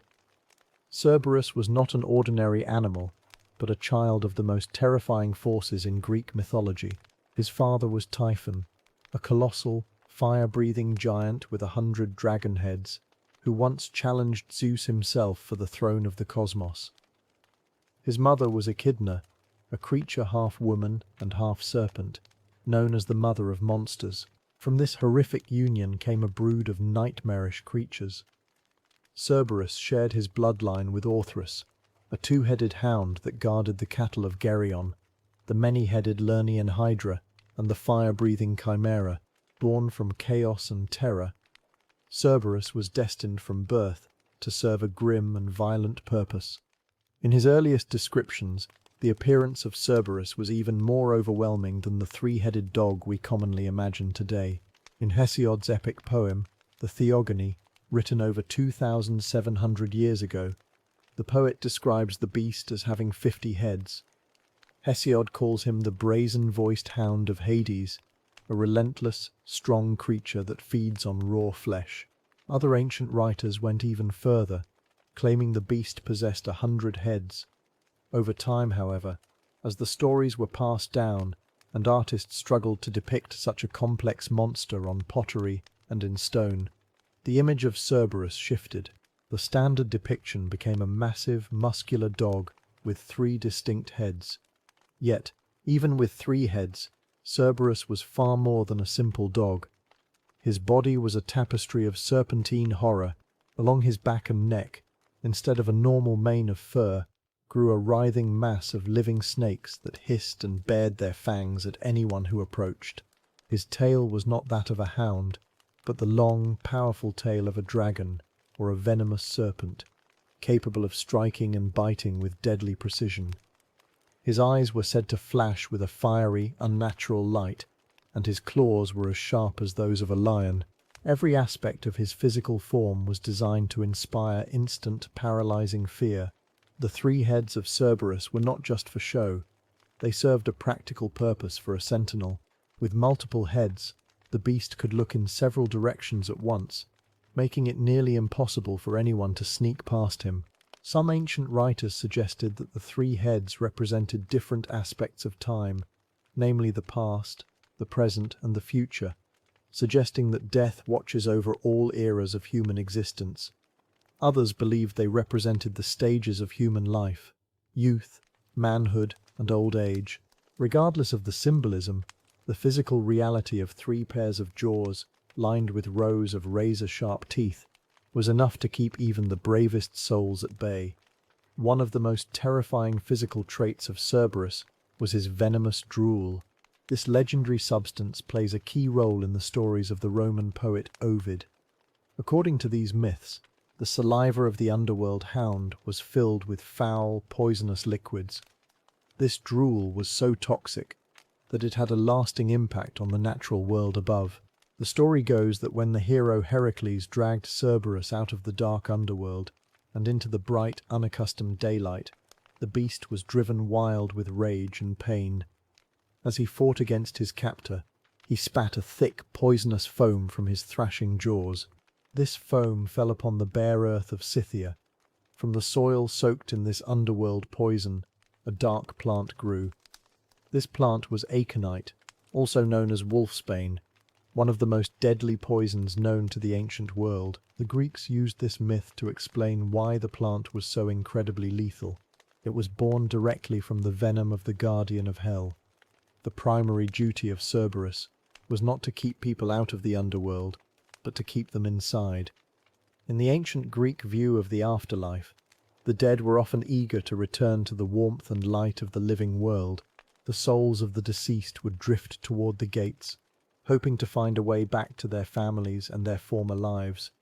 Cerberus stood as the final, impassable barrier. Hesiod describes the psychological horror of this arrangement. When new souls arrived at the gates of Hades, Cerberus would actually appear friendly. He would wag his tail, lay back his ears, and fawn over the incoming dead, welcoming them into the dark house of his master. But this warm welcome was a cruel trap. The moment a soul turned back and attempted to slip through the gates to escape, the friendly hound transformed into a savage killer. He would growl, bare his teeth, and devour anyone caught trying to cross the boundary back into the light. For the dead, there was no mercy, no second chances, and no escape. The presence of Cerberus ensured that the transition from life to death was completely permanent. While the dead were his main focus, Cerberus was also highly effective at keeping the living out. Living humans who attempted to enter the underworld without permission faced a gruesome death. The sheer sound of his bark, described by ancient writers as a thunderous, echoing roar that vibrated through the caverns of the earth, was enough to terrify the strongest warriors. To face Cerberus was to face death itself, and very few living mortals ever dared to try. Yet, in the vast tapestry of Greek mythology, a few extraordinary individuals managed to bypass this terrible guardian. Each of these rare encounters highlights a different way that human courage, art, or divine help could overcome the ultimate obstacle. The first and perhaps most beautiful of these stories is that of Orpheus, the legendary musician. When his beloved wife Eurydice died from a snake bite, Orpheus was consumed by grief. Armed with nothing but his lyre, he made the perilous journey down into the depths of the underworld. When he reached the gates, Cerberus blocked his path, growling and ready to tear the intruder to pieces. Instead of fighting, Orpheus began to play his lyre and sing. His music was so incredibly beautiful, so full of sorrow and love, that it softened the hearts of the underworld gods. Even Cerberus was subdued. The 3-headed beast lay down, his many eyes closed, and he drifted into a peaceful sleep, allowing the musician to pass unharmed. Other mortals relied on cunning rather than art.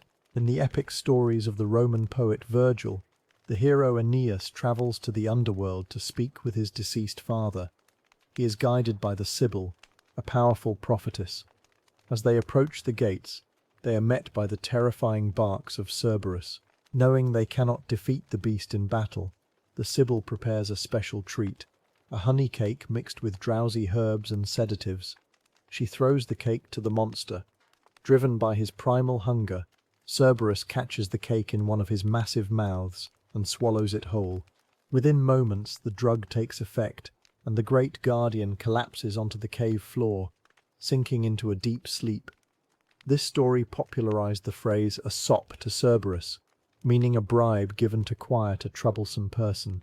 A similar trick was used by the mortal Psyche during her trials, proving that even the most terrifying monster had a weakness in his basic animal instincts. However, the most famous encounter with Cerberus did not involve music or sleeping cakes, but raw physical strength. This was the 12th and final labor of Heracles. The cowardly king Eurystheus, hoping to rid himself of the hero forever, demanded that Heracles bring Cerberus up from the underworld to the surface.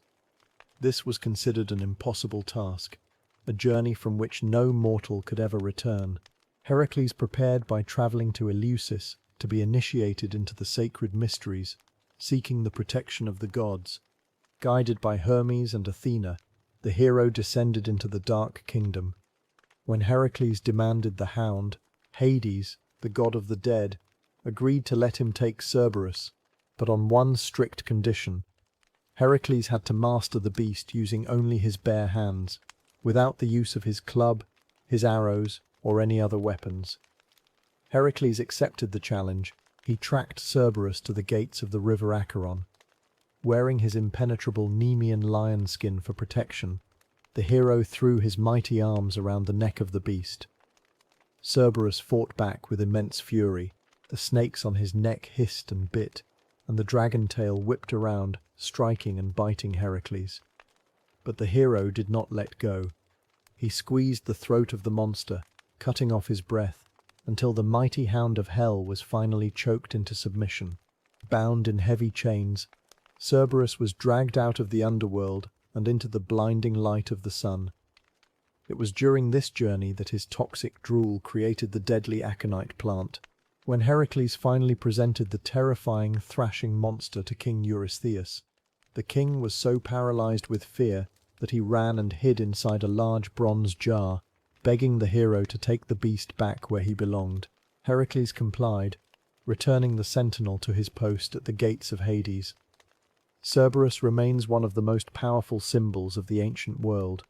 He is the physical embodiment of the boundary between the known and the unknown, between the warmth of life and the cold reality of death. He represents the ultimate guardian, a creature of absolute duty, who never sleeps, never relents, and never forgets his purpose.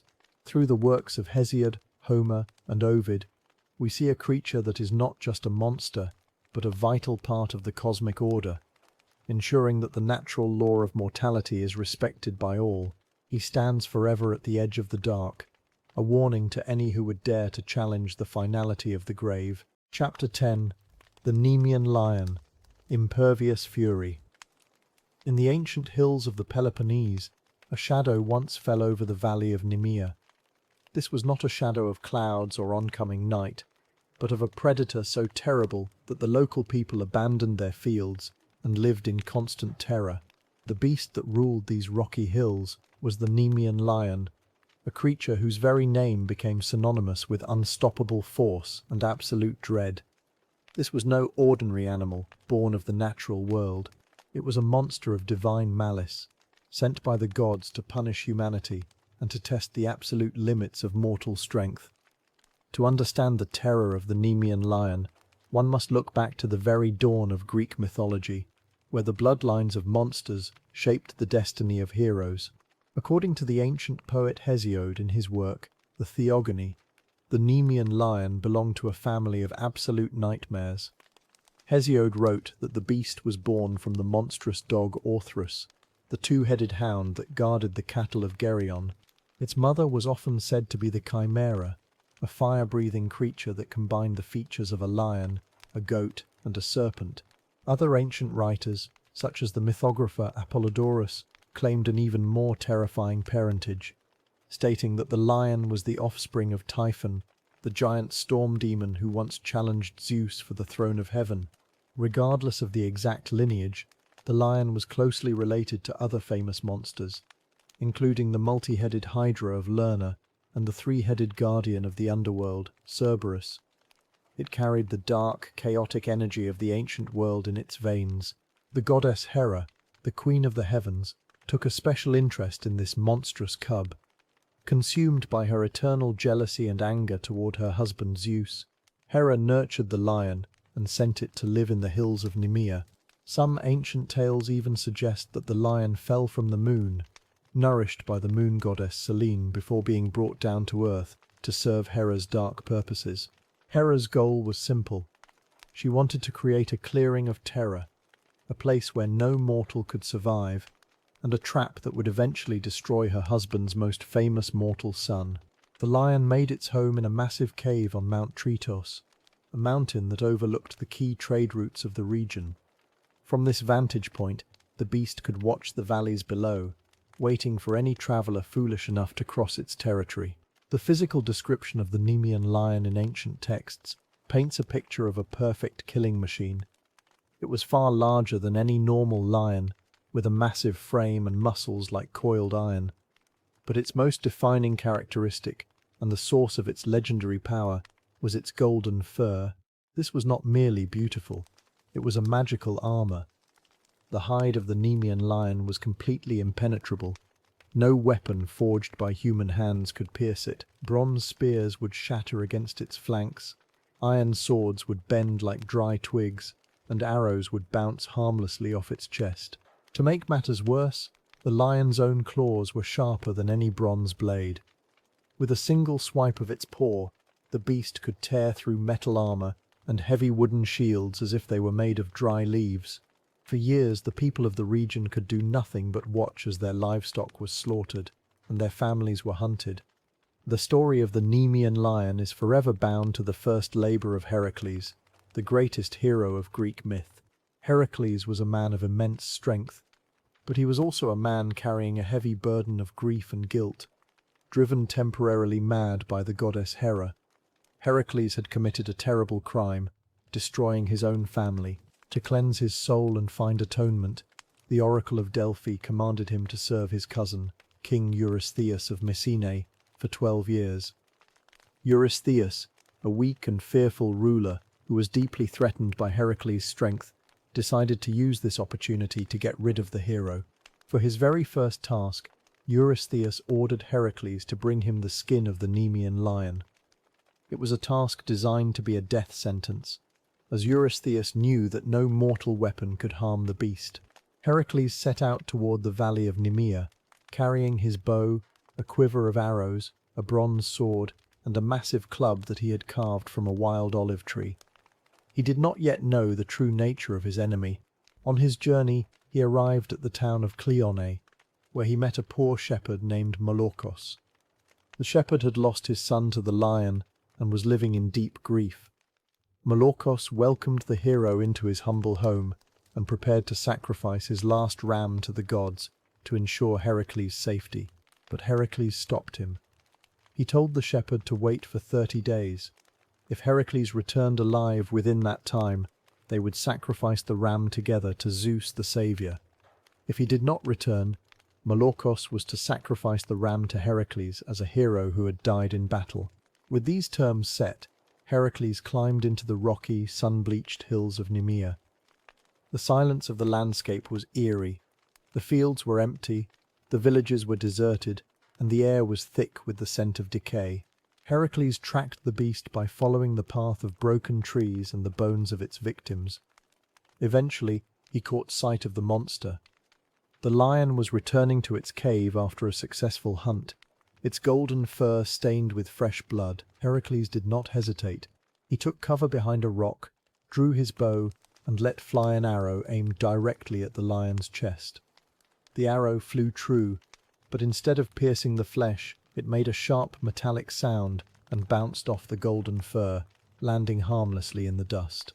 The lion stopped and turned its massive head, its golden eyes scanning the rocks. Heracles, astonished by what he had just seen, quickly fitted another arrow to his string and fired again, aiming for the beast's flank. Once more, the arrow struck the hide and fell to the ground without leaving a single scratch. The hero realized then that the rumors were true. This was a beast that could not be killed from a distance. Seeing the resolute determination of the human hunter, the lion did not immediately attack. Instead, it turned and retreated into its massive lair on Mount Tretos.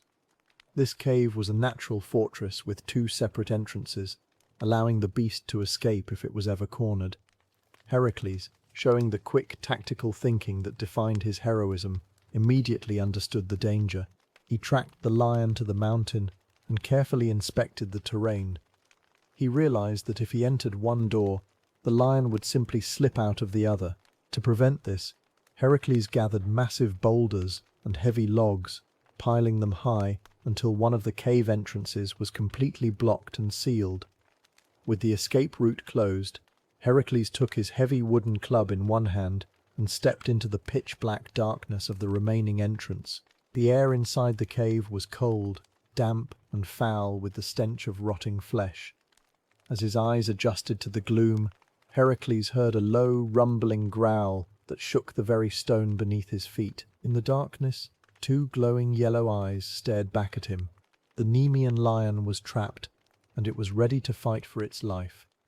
The battle that followed was a clash of raw, primordial power. Heracles lunged forward and swung his massive olive wood club with all his strength, striking the lion directly on the head. The impact was so powerful that the club shattered into splinters, yet the lion was only temporarily stunned, shaking its head in anger. The beast sprang forward, its razor-sharp claws flashing in the dark.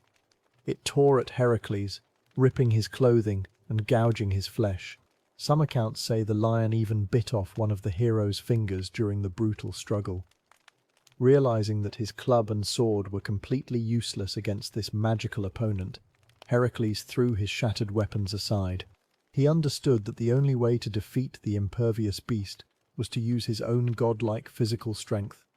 He lunged forward, throwing his powerful arms around the lion's thick neck. The lion thrashed violently, using its immense weight and sharp claws to try and tear the hero apart, but Heracles held on with a grip of absolute iron. He squeezed the lion's throat, cutting off its breath. The struggle was long and agonizing. The cave echoed with the sounds of choked roars and the heavy breathing of two titans locked in a deadly embrace. Slowly, the lion's thrashing grew weaker. Its legs lost their strength, its golden eyes dimmed, and finally the great beast went limp. The Nemean lion was dead, suffocated by the bare hands of the son of Zeus. Heracles emerged from the dark cave into the bright sunlight, exhausted, bleeding, but victorious. He carried the massive carcass of the lion back to the valley.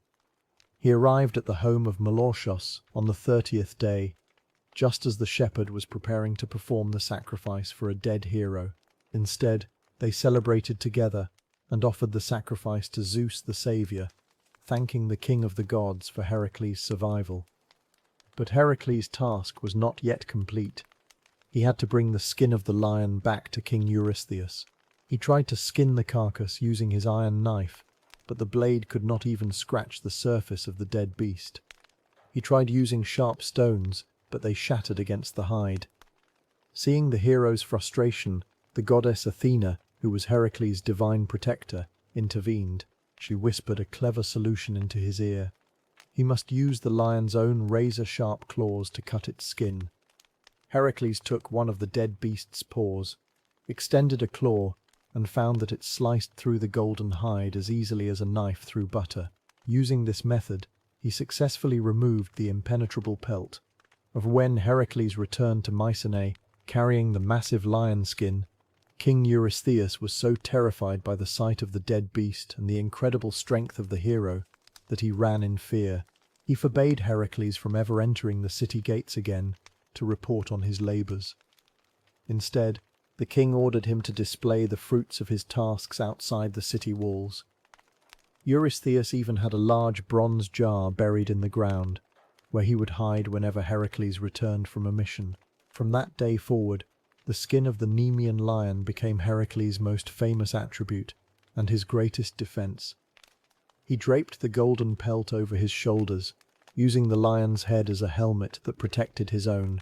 This impervious armor shielded him from spears, arrows, and the claws of other monsters during his remaining labors.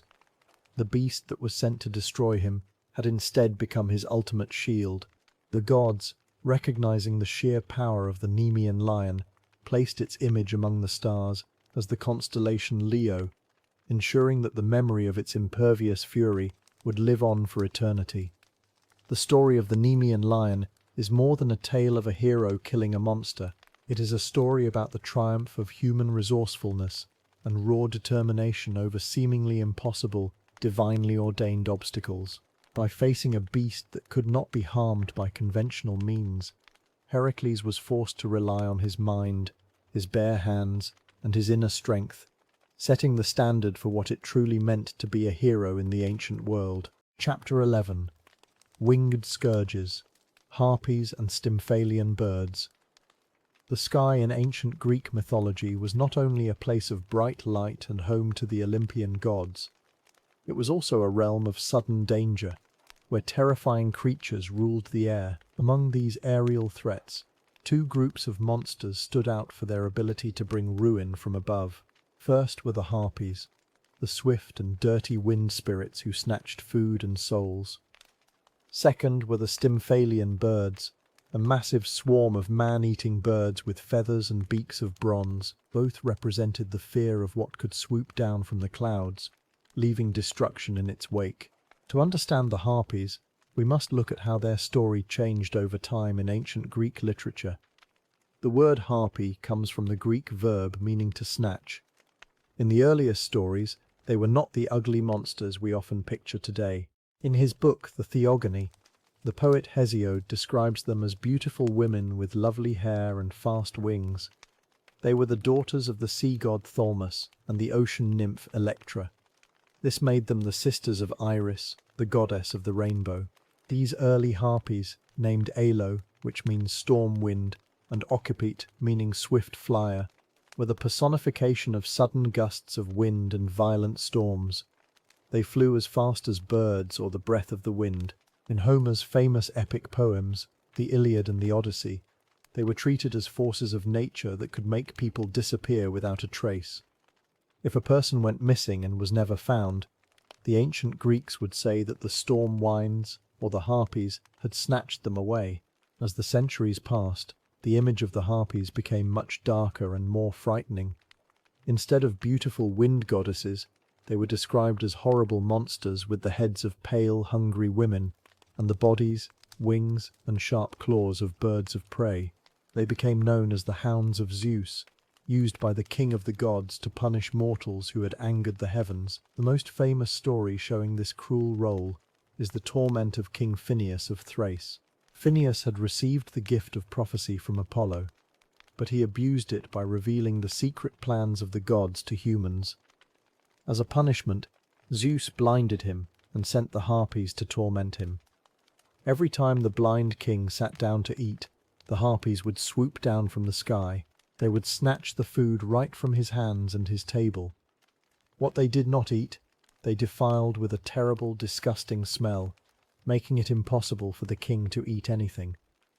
Phineus was left starving, weak, and living in constant misery.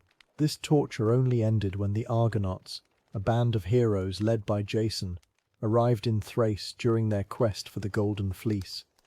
Among the heroes were Zetais and Calais, the winged sons of Boreas, the north wind. Because they could fly, they were the only ones who could chase the Harpies. When the monsters swooped down to steal Phineus's food once again, the sons of the north wind drew their swords and flew after them. They chased the Harpies far across the sea. The chase only stopped when Iris, the rainbow goddess, intervened to save her sisters. She promised that the Harpies would never bother King Phineus again, and in return, the heroes let them go. While the Harpies were solitary tormentors associated with the sea and the wind, another winged terror plagued the land of Arcadia. Deep in the mountains of Greece lay Lake Stymphalian, a dark, swampy lake surrounded by thick forests. This marsh became the home of the Stymphalian birds, a massive swarm of creatures that brought terror to the local people. These birds were not normal animals. According to ancient writers like Pausanias, they were about the size of cranes and looked somewhat like ibises, but they possessed deadly physical traits. Their most terrifying features were their beaks, claws and wings, which were made of solid bronze. They could use their metal claws and powerful beaks to tear through the strongest armor of iron or bronze worn by soldiers.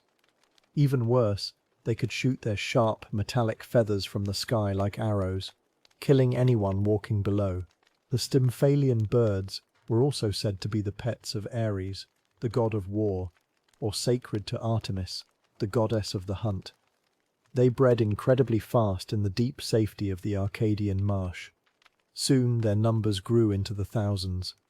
They did not just attack humans, they also destroyed the entire region. They flew over the countryside, eating crops, destroying fruit trees, and killing livestock. Their dung was highly toxic, poisoning the soil and the water, making the land around the lake completely useless for farming. The task of ridding Arcadia of this avian plague fell to the greatest hero of Greek mythology, Heracles. As his sixth labor, King Eurystheus ordered him to drive the Stymphalian birds away from the lake. When Heracles arrived at Lake Stymphalian, he quickly realized that this was not a simple task of strength. The marsh was vast and muddy. The ground was too soft to support his heavy weight, meaning he could not walk into the swamp to reach the birds' nests. At the same time, the water was too shallow for a boat. The birds remained safely hidden in the thick, dark reeds and trees. Refusing to come out into the open, Heracles stood at the edge of the lake, frustrated and unsure of how to proceed. It was then that he received divine help. The goddess Athena, who often helped heroes in times of need, saw his trouble. She gave him a pair of bronze rattles, also known as crotala. These rattles had been forged by Hephaestus, the god of fire and metalworking. Heracles climbed a nearby mountain that overlooked the swampy lake. Standing high above the trees, he shook the bronze rattles with all his might. The instrument made a loud, clattering noise that echoed across the mountains. The sound was so terrible and loud that the Stymphalian birds could not stand it. In a great panic, the entire flock took flight, filling the sky like a dark cloud. With the birds finally in the open, Heracles used his bow and arrows. He shot many of the birds down as they flew in confusion. Some stories say his arrows were dipped in the poisonous blood of the Hydra, making any scratch fatal. The birds that survived were so terrified by the noise and the attack that they flew away, leaving Arcadia forever. The surviving Stymphalian birds flew far to the east, eventually settling on a deserted island in the Black Sea called Arretius, or the island of Ares. Years later, the Argonauts encountered these same birds during their journey. As the heroes approached the island, the birds attacked their ship, dropping their sharp metal feathers like falling arrows. One of the Argonauts was wounded by a bronze feather. Remembering how Heracles had defeated them, the heroes did not try to fight them with bows. Instead, they put on their helmets, raised their shields, and clashed their weapons together to make a loud noise. The loud clanging scared the birds, and the flock flew away once again, disappearing into the distance. Both the Harpies and the Stymphalian birds show us how the ancient Greeks viewed the dangers of the sky and the natural world. The Harpies represented the sudden, violent storms that could destroy a ship or ruin a farm in minutes. They also represented the fear of sudden death, snatching away loved ones without warning. The Stymphalian birds, on the other hand, represented the dangers of stagnant water, marshes, and disease. Swamps in ancient Greece were often places of malaria and bad air, and a swarm of toxic, crop-destroying birds was a perfect metaphor for a plague rising from the mud. By defeating these winged scourges, the heroes of Greek myth did more than just win battles. They brought order to a wild and dangerous world, making the land and the sky safer for human civilization. Chapter 12. The monster as a mirror, Hellenic philosophy. In the minds of the ancient Greeks, the universe was a fragile and hard-won creation. Beneath the paved streets of their cities, the ordered rows of their olive groves, and the quiet sanctuaries of their stone temples, lay a terrifying truth. The world had not begun in peace or beauty. It had begun in a silent, yawning abyss known as chaos. To the philosophers, poets, and citizens of the Hellenic world, the monsters of mythology were not merely dangerous beasts to be hunted for glory. They were the physical shape of this original disorder. They were cosmic anomalies, living remnants of a wild, primeval world that refused to submit to law, reason, and structure. To understand why the Greeks told these stories, we must look at how they defined the universe. In the epic poems of Hesiod, particularly his Theogony, we see a grand struggle to transform the world from a state of formless confusion into what they called the cosmos. This Greek word did not just mean the universe, it meant order, beauty, and proper arrangement. The transition from the terrifying void of chaos to the bright, organized rule of the Olympian gods was the central story of Greek existence. But this order was not established easily. It had to be fought for, carved out of the wilderness through violence, and defended against monsters that sought to tear it down. The ultimate test of this cosmic order was the battle between Zeus, the king of the gods, and Typhon, the most terrible creature in all of Greek lore. Born from the union of Gaia, the earth, and Tartarus, the dark abyss, Typhon was a monster designed to undo everything the Olympians had built. He was a creature of pure, chaotic energy. He had 100 dragon heads growing from his shoulders, eyes that flashed with blinding fire, and a voice that could mimic any sound in nature. He could roar like a bull, scream like a lion, or hiss like a nest of angry serpents. Typhon was an anomaly, a creature that broke all the rules of natural form and balance. When Typhon rose up against Mount Olympus, it was not just a battle for a throne, it was a war between two entirely different ideas of existence. Typhon represented a world of lawless nature, where the strongest beast rules by force, and where no structure can ever endure.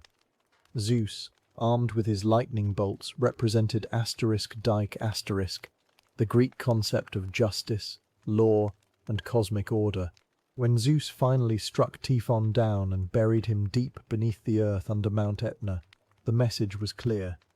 The rule of the Olympians was not just powerful, it was legitimate. By defeating the father of monsters, Zeus proved that order and intellect were stronger than raw, chaotic force. His victory established the cosmic hierarchy that made the human world possible. Yet the threat of chaos was never truly gone. The earth itself, grieved by the defeat of her children, rose up once more in the form of the giants. This great war, known as the Gigantomachy, was another critical chapter in the struggle for order. The giants were creatures of immense strength, born from the blood of the mutilated sky god, Uranus. They did not possess the intellect or the beauty of the Olympians. They were beings of brute force, throwing mountains and lighting fires across the sky. In this war, a crucial shift occurred. The gods realized they could not defeat the giants alone. An ancient prophecy declared that the Olympians would only win with the help of a mortal hero. That hero was Heracles. This detail holds deep philosophical meaning. It suggests that the maintenance of cosmic order is not just the job of the gods. Humans, through their courage, strength, and intellect, must act as partners in the defense of civilization. By helping the gods defeat the giants, humanity earned its place in the ordered universe. We were no longer just helpless victims of nature, we were active defenders of the cosmos. As human civilization began to grow, the battlefront shifted from the high heavens to the wild valleys and dark forests of the earth. The monsters that populated the Greek landscape, the Hydra of Lerna, the Chimera, the Sphinx, and the Nemean lion, were obstacles to the physical expansion of human society. These beasts made the world small and dangerous. They blocked trade routes, poisoned water supplies, and turned fertile valleys into wasteland. When heroes like Heracles, Theseus, and Bellerophon set out to slay these creatures, they were acting as culture heroes. They were clearing the wilderness to make room for the city-state, the polis asterisk. When Heracles faced the nine-headed Lernean Hydra, he was not just fighting a serpent. The Hydra lived in a toxic swamp, representing the stagnant, disease-ridden wildness of nature that humans could not use. By cauterizing the monster's heads and burying its immortal source of life, Heracles drained the swamp, metaphorically and literally making the land safe for farming and human settlement. Similarly, when Theseus traveled to Crete to slay the Minotaur, he was fighting against a dark, unnatural system. The Minotaur, half man and half bull, lived in the heart of a confusing labyrinth, consuming human tributes sent from Athens. The beast represented the degradation of human life, a state where humans were treated as beasts of burden or prey. By navigating the labyrinth with a ball of thread, a simple tool of human intellect and planning, and slaying the beast, Theseus did more than save lives. He returned to Athens and established it as a city of law, democracy, and trade. The death of the monster was the birth of the civilized city. The Greek philosophers who came centuries later understood these myths not as simple children's stories, but as deep allegories for the human condition. They saw that the monster was a mirror reflecting the internal conflicts of the human mind. Plato, in his famous philosophical work The Republic used the imagery of the mythic beast to explain the psychology of the human soul. He argued that within every person there are three parts: the rational mind, the spirited spirit of courage, and the wild, irrational appetites. Plato compared these irrational desires to a multi-headed monster, much like the Hydra or the Chimera, that constantly demands to be fed. If a person does not train their reason, this internal monster will grow strong, take control of the mind, and drag the individual into a state of personal chaos. For Plato, the ultimate goal of philosophy was to act like Zeus or Heracles within one's own mind, using the lightning bolt of reason to tame and subdue the chaotic beast within. Aristotle also looked at the natural world through a deeply structured lens. He believed that nature always acts with a purpose, moving toward harmony, balance, and the perfection of form. In his scientific writings, Aristotle discussed physical anomalies and birth defects, which were referred to in Latin as monstra*. To Aristotle, a monster was not a supernatural demon, but an error of nature, a moment where the natural process of creation failed to achieve its proper, harmonious form. Slaying a monster in mythology was therefore a symbolic way of restoring nature to its correct, rational path. It was an act of cosmic correction. This philosophical view also had a powerful political dimension. To the ancient Greeks, the civilized world was defined by the boundaries of the Greek city-state. Inside the city, there were laws, philosophy, art, and democratic debate. Outside the city lay the vast, untamed wilderness, populated by foreign peoples, whom the Greeks called barbarians. The word barbarian itself was used to describe those who did not speak Greek, whose language sounded to them like meaningless noise. By portraying their foreign enemies and the wild lands beyond their borders as monstrous and chaotic, the Greeks justified their own political dominance. The Greek polis was viewed as a bright island of reason in a dark, threatening sea of chaos. Just as the Olympians had a divine right to rule the cosmos because they defeated Typhon, the civilized Greek citizens believed they had a natural right to govern because they brought order, law, and philosophy to a chaotic world. Ultimately, the monsters of Greek mythology served as the dark background that made the light of human civilization shine so brightly. They represented the terrifying possibility of regression, the fear that the world could easily slip back into the lawless, violent state of the primordial abyss. Every time a Greek citizen looked at a statue of Heracles choking the Nemean lion, or saw a carving of Athena defeating a giant on the walls of the Parthenon, they were reminded of the great cost of their civilization. The mythic beast had to be conquered, bound, and destroyed so that the human world could exist. In the end, The monster was the mirror that showed the Greeks who they were, what they feared, and what they had to overcome to remain civilized. By conquering the chaotic anomalies of the ancient world, the gods and heroes did not just defeat monsters, they created the very space where humanity could think, build, and dream.